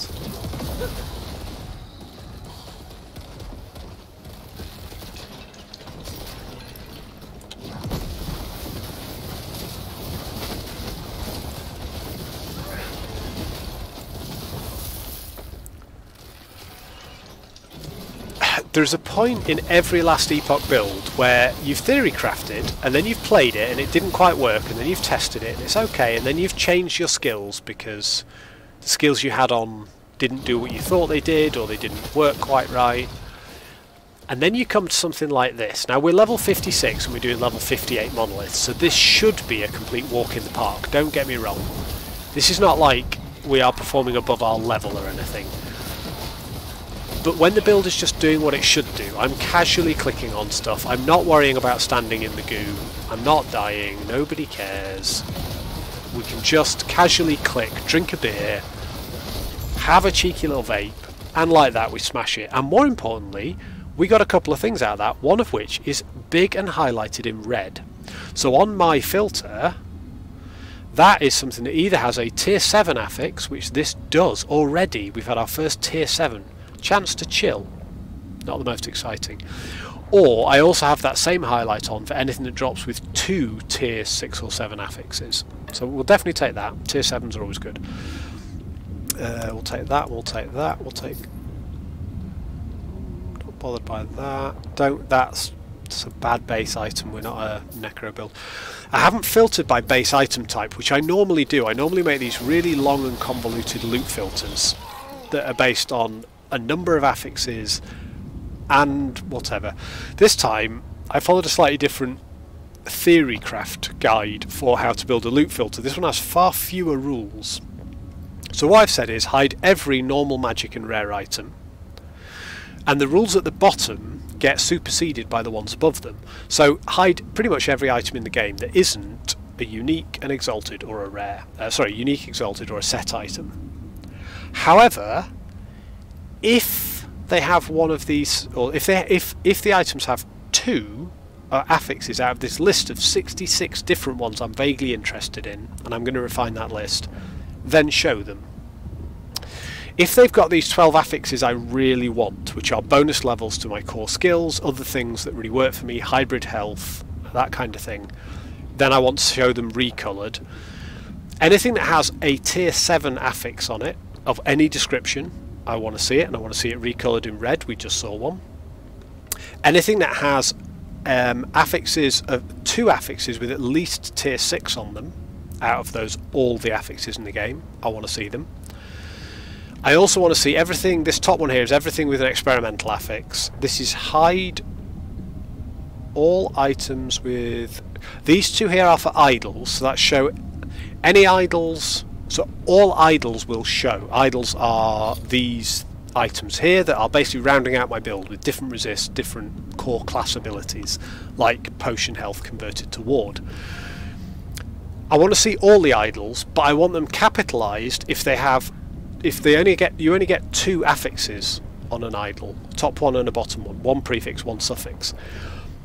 If both of them are on this list of 43 that I'm interested in, I want that capitalized, so I know it's not only a good idol, but it's a really good idol for me. If they've got any one of the 6 affixes I'm really interested in, that my build revolves around, I also want them capitalized. So I will see every idol that drops, except, and these hidden items, these 218, are all the class specific idols that aren't mine. So I'm seeing the general ones, I'm seeing mine, I'm not seeing mage idols, primalist idols, sentinel idols, rogue idols. Don't want to see them. So that's a really basic loot filter, but what it does mean is some crappy tier base items will drop that have 2 really good affixes for my build on, and I have to hover over them and go, love those affixes, don't want them on that base item. But it does at least mean I see it, I can pick it up, I can break it down. What I was doing before, and I'll show you another loot filter I've got, my Beastmaster one for example, is every single one of the weapons I want. So I've got a single filter for one-handed axes. I've chosen only the 4 subtypes I want to use, and they have to have 2 of a list of 35 affixes. Same for maces, same for swords, different for. 1 obsidian dagger. It's the only dagger I'm interested in seeing. If it's an obsidian dagger and it also has 2 out of these 35 affixes. Then we go on to gloves, boots, belt, body armor, helmets. Same again, recoloured differently. There are several different types I want to see, some that I don't. I think this is probably a bit too restrictive, because the way I've got this one set up lets me do a bit of identifying on the ground and going, nope, not having it. And it lets the filter do a little bit of work as well. But I'm seeing more that way, and therefore I'm missing less. I can always ignore the stuff on the ground, but at least I'm not missing stuff I might want. Right, we're all looking good. Let's do another one. So we've unlocked the first quest. I want to get the second quest unlocked easily. What are we on? Now we're on 8:15. What do we got? We've got 3 people with us. I think there's probably me, Cardjack, and a lurking Mod Extra. Now at the end of this stream, what we're going to do is the plan is we go raid Mod Extra, right? Now Mod Extra won't be on here when we do the raid because they will be streaming. And both myself and Cardjack will be going over there anyway, because that's how we spend our Fighting Fantasy Saturday nights. That is one of the most fun things we like to do. So I'm not sure the raid achieves anything. I think if there was anyone in here who doesn't typically follow Mod Extra and certainly doesn't follow Mod Extra's Fighting Fantasy streams, we would take some people over with us. But I think what we'll do, unless we pick up some more people in the next 20 minutes, is we'll go until about 8:30. I'll do another 15 or so minutes. It's been a very talky stream, not a very demonstraty stream, but we have done a massive upgrade to our build. We've killed Lagon, the hardest boss in the game. We're about to crush a exiled mage from a rune prison, just annihilate him. I have no confidence that's what we're going to do, because they're still tough, but actually, yeah, he's got no chance. We could do with more DPS. I need more abilities, I think, but he's dead, and we got prophecy fulfilled for doing that. That was good. We've achieved a lot, I think, with this build. Here's the inevitable question, right? This is the question that anyone who has watched my channel will probably be asking, and it's the question I'm now asking myself. Is this your new main? It's the default question on this channel whenever I play something new in last Epoch. I asked myself that question about the Beastmaster, and I said maybe. And I loved the Beastmaster, and it became my new main. And to be fair, it's 10 levels higher than the Forge Guard ever was. I've enjoyed it more, I've got further with it, I've got into empowered monoliths, I've done all sorts of cool stuff. Next question is, will this take over from Beastmaster? Now right now I don't know. Because it's lower level, I've not pushed the higher monoliths, I've not pushed into empowereds, I really don't know with this build where it's going to go. If I can get the skills right, I think the Beastmaster I prefer as a playstyle at the moment, because you jump, you smack, you summon your monsters, you fight things, but you've got a lot of your survivability is dependent on health leech on hit. So you have to hit people with your weapons, and that gives you health back.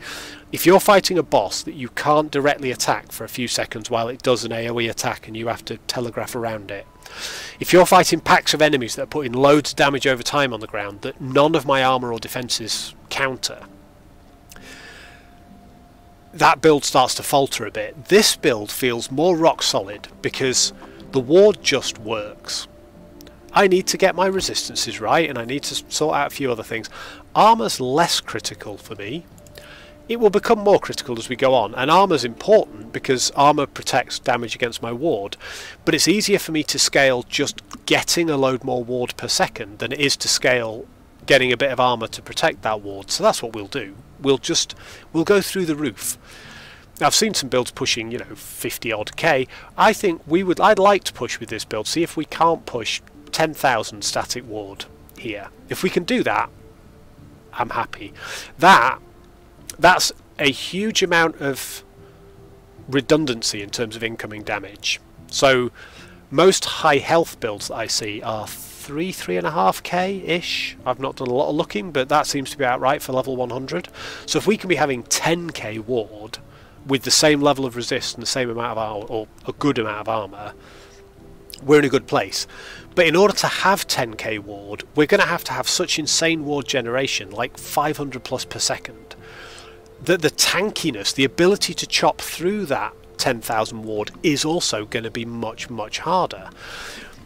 So I think there's potential here to really scale this build into a more survivable build than any of my physical uses a shield fighters, whilst also building something that casts things that artillery out and do weird off-screen damage, and I can just run around having fun and being a loon and exploring high-end content. So I think what we'll do with this build, we'll play it till we get bored, And if we don't get bored by about level 80 or by empowered monoliths, great. And then, yes, it's my new main. Do I prefer the aesthetic and the sort of, I suppose, the fantasy trope of a warlock casting curses or a necromancer styly half rotten dude with goat horn hat over a big primalist beastmaster or a forge guard that summons fiery swords? Hell yes, I do. In terms of concept, necro type characters have always been one of my favourites. There's also some really nice cosmetics available for a necro, so maybe we treat ourselves, if we get, should we say 85? Nobody clipped that, nobody's watching, we're all good. If we hit 85, maybe I'll treat myself to the necro cosmetics.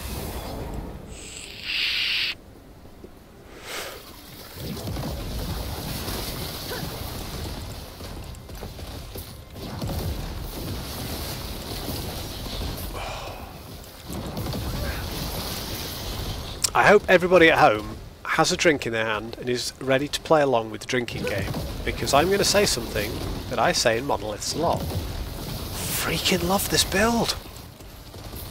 Look at it! Our ward isn't going down, it's going up. It's now up to over 2,000. And we're just running around, we're letting go of the button, we're gaining another 150 there, we're letting go of the button, we're gaining another 150 there, we're letting go of the button, we're gaining another 150 there. All the while, we're smacking stuff. We're getting more defensible the more damage we do. It's just obscene. Absolutely love it. We're going to do another exiled mage because that's one of our prophecies. Let's get ourselves some more stuff. Right, now this time he's actually dying as well. That was quick. That was really quick. Right, what are we doing? We've got to kill 3 patrolling profane fleshes. Here, let's find us some profane flesh, my friends. It's a Saturday night. What more does a gaming nerd want than profane flesh? Death will not take me. Death will not take me. You're damn right. There's one. Everybody come with me. I'm going to grab stun chance. I'm going to do that. Right, it's getting away now. Not for long. Hey, profane flesh, profane this!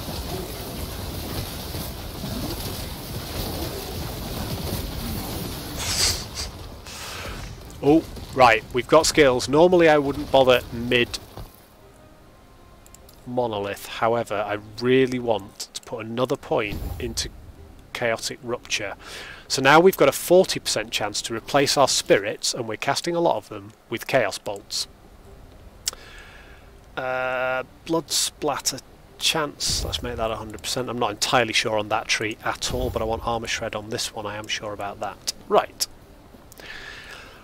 What I will do for this, I said this about the Beastmaster, and I'm not quite there with the Beastmaster. We haven't got the squirrel helmet yet, which is what my build was sort of centering around, so I haven't completed where I want to go with the build.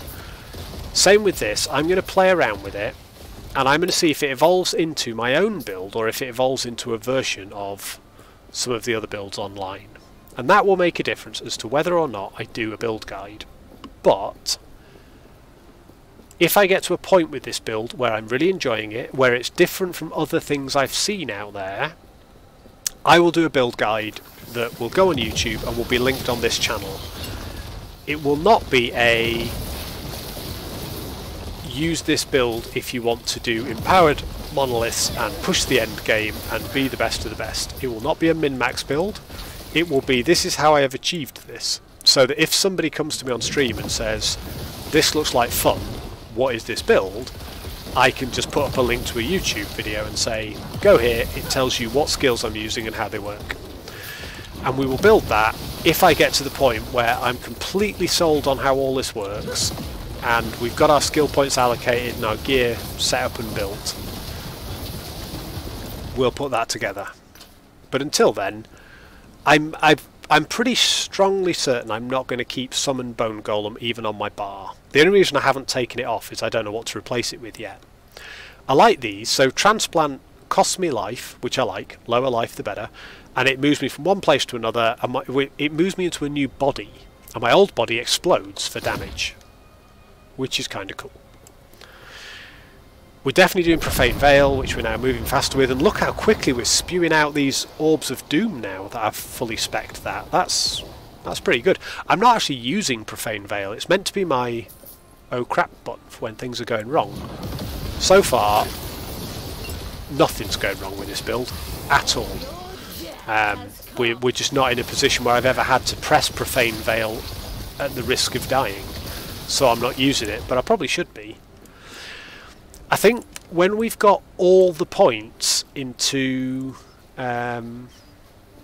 Chthonic Rift and it's casting a whole load of Chaos Bolts for us and it's costing us more mana, what we might do is open the fight with Chthonic Rift and then go straight into Profane Veil while Chthonic Rift casts all our spells for us. Like if I cast this, watch my mana. It is casting Chaos Bolts, but my mana regen is so high that does not matter. And if I cast 5 Chthonic Rifts in a row, that's the only time that my mana starts really dropping. Other than that, even with all the Chaos Bolts, it's recovering. So I think we're in a position now where we can... Oh my god, that's ridiculous. The thing that I'm forgetting about... sorry, let me just get through that pile of stuff. The thing that I'm forgetting about Profane Veil is I've spec'd it so it adds a different curse to enemies, which increases the damage that Chthonic Fissure and Chaos Bolts are doing. So we really are getting somewhere with this build now. It's starting to feel epic. And let's finish that off. So it's doing 16% damage and another 16% against cursed enemies. Well, everything's going to be cursed. I can increase the cast speed and the projectile speed, but the cast speed is irrelevant if I stop directly casting it. Projectile speed is not a big issue if it's coming out of the rift. What I can do instead with the last 3 points is put them in here to give it a 60% chance to damn enemies when it hits. Damned enemies take necrotic damage over time. I have a massive bonus to necrotic damage and a massive bonus to damage over time. So that will just add to the damage that we get. So casting Chaos Bolts now is this. I hold the button down, it melts packs. Cool. If I don't directly cast Chaos Bolts, let's see how much slower it is. If I just do a Chthonic Rift, make any damn difference, does it? The Chthonic Rift casts the Chaos Bolts, as well as casting its Hungering Spirits and putting Torment on things. Everything procs everything.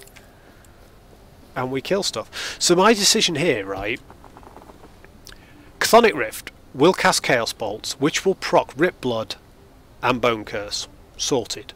I want Profane Veil so I can spec into it to make it faster, make it throw other things out. Excellent. So we've got Chthonic Fissure, which is doing all our other spells for us, and Profane Veil. We've got a Translocate. I've got, at the moment, Chaos Bolts on my right click, just so that if I'm full of mana and I'm not doing anything else, I might as well be casting my own Chaos Bolts as well to sort of add to the damage, but it's not necessary. And then here we've got Summon Bone Golem. Now the only other skill we've got in our skill tree, we've got Drain Life and Aura of Decay. We're never going to get any more from Lich because we aren't masteried in Lich. We can't go up to Death Seal. Necro, we could have Skeletal Mage and Sacrifice. We're not using minions, we don't care. We're not putting a single point into Necro because it tends to make you healthier, and we want more health, but we don't want to heal ever. We want to be on low health. We have got more points to put into Warlock, but we've unlocked all the Warlock skills. So I don't want to be running Soul Feast, except it feeds on the souls of cursed enemies, dealing necrotic damage, drawing fragments of their souls back to you, and they grant you 3 ward. I think we want to sort of try this. It feasts on 13 enemies, prioritising those close to you. Well, Chthonic Rift applies the Torment Curse. They'll have Damned on them, that's not a problem. Torment's really where it's at. So maybe if I put Soul Feast on there. Now Soul Feast is way more expensive, it costs twice as much mana, but I only have to click it once and the 13 nearest creatures just get zapped up. So let's just try it. we got double gold there, that was nice. So after doing that, we're up to 85,000. Worthless. Oh, I can't even pick up a single glyph because we've filled up our inventory. Right, I don't really want to do another echo and have to sort out all my stuff because we're on 8:30, right? So the stream is going to end, but I just want to go somewhere with enemies in it where we can test how Soul Feast works. Because the way I think it's going to work, right, is... We're going to be down here, don't we? The way I think it works is we cast Chthonic Fissure curses a load of stuff. Then, without looking at anything, targeting anything, doing anything, we will hit the nearest 13 enemies. So we hold down the button for Soul Feast, and we go zip, gain a bit of stuff, and rip the souls out of people. Which will be fun to see the animation for. I've not seen that yet, so... Right, we're going to go straight into the Undercity.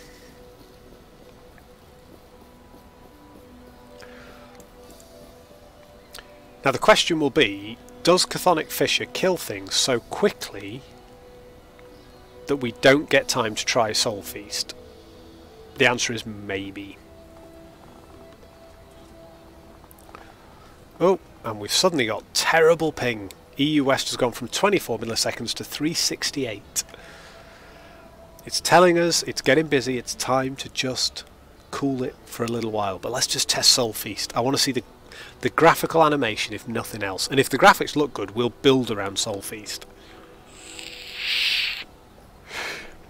The only reason I've avoided it so far is I'm quite familiar with Aaron Action RPG's Soul Feast build. I watched him level it on stream, design it on stream, and you know, the start of his subathon was him doing that build, and that build is great. And I don't want to... Ooh, that's cool. Look, you get a skull above your head. I don't want to just rip that build off. Okay, Soul Feast genuinely does. Like, it did nothing to these guys here because they weren't cursed. But this guy is, so if I now rip the soul out of him... shrinks him and everything. Yeah, okay. This is kind of a fun one to have. So, for boss fights and things, maybe I just... Right, open this. We throw the rift down, we curse the guy, and then we just rip his soul out. It's not doing a lot of damage, and it is costing us a lot of mana. So I do prefer having Chaos Bolts on, unless we've got...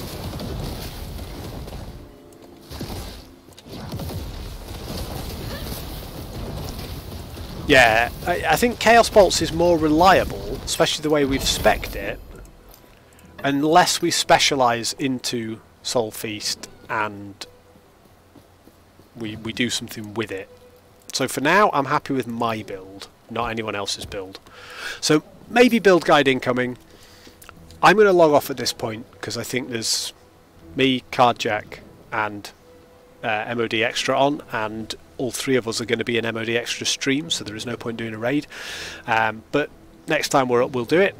Anyone else who's on here who isn't one of those three people, if I've mistaken who is on here, in half an hour's time, check out Mod Extra on Twitch, because they will be doing their Fighting Fantasy stream, which is the most fun Saturday night of the month. It is two of my close friends doing Fighting Fantasy books in as much of an order as they can. Now the books are getting rarer and harder to find, and it is always tremendous fun.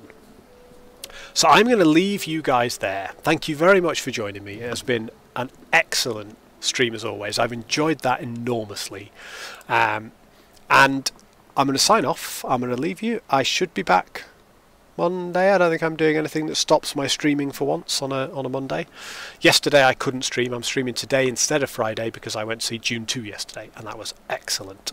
Really, really enjoyed it. But I will catch you guys on the next one. Should be Monday, 6 o'clock UK time. We will do some more Last Epoch, and we will see if this build has evolved. Mother's Day tomorrow, so I may not get any playtime. I'm doing other things. Catch you guys very soon. Thank you very much for joining me. Goose out.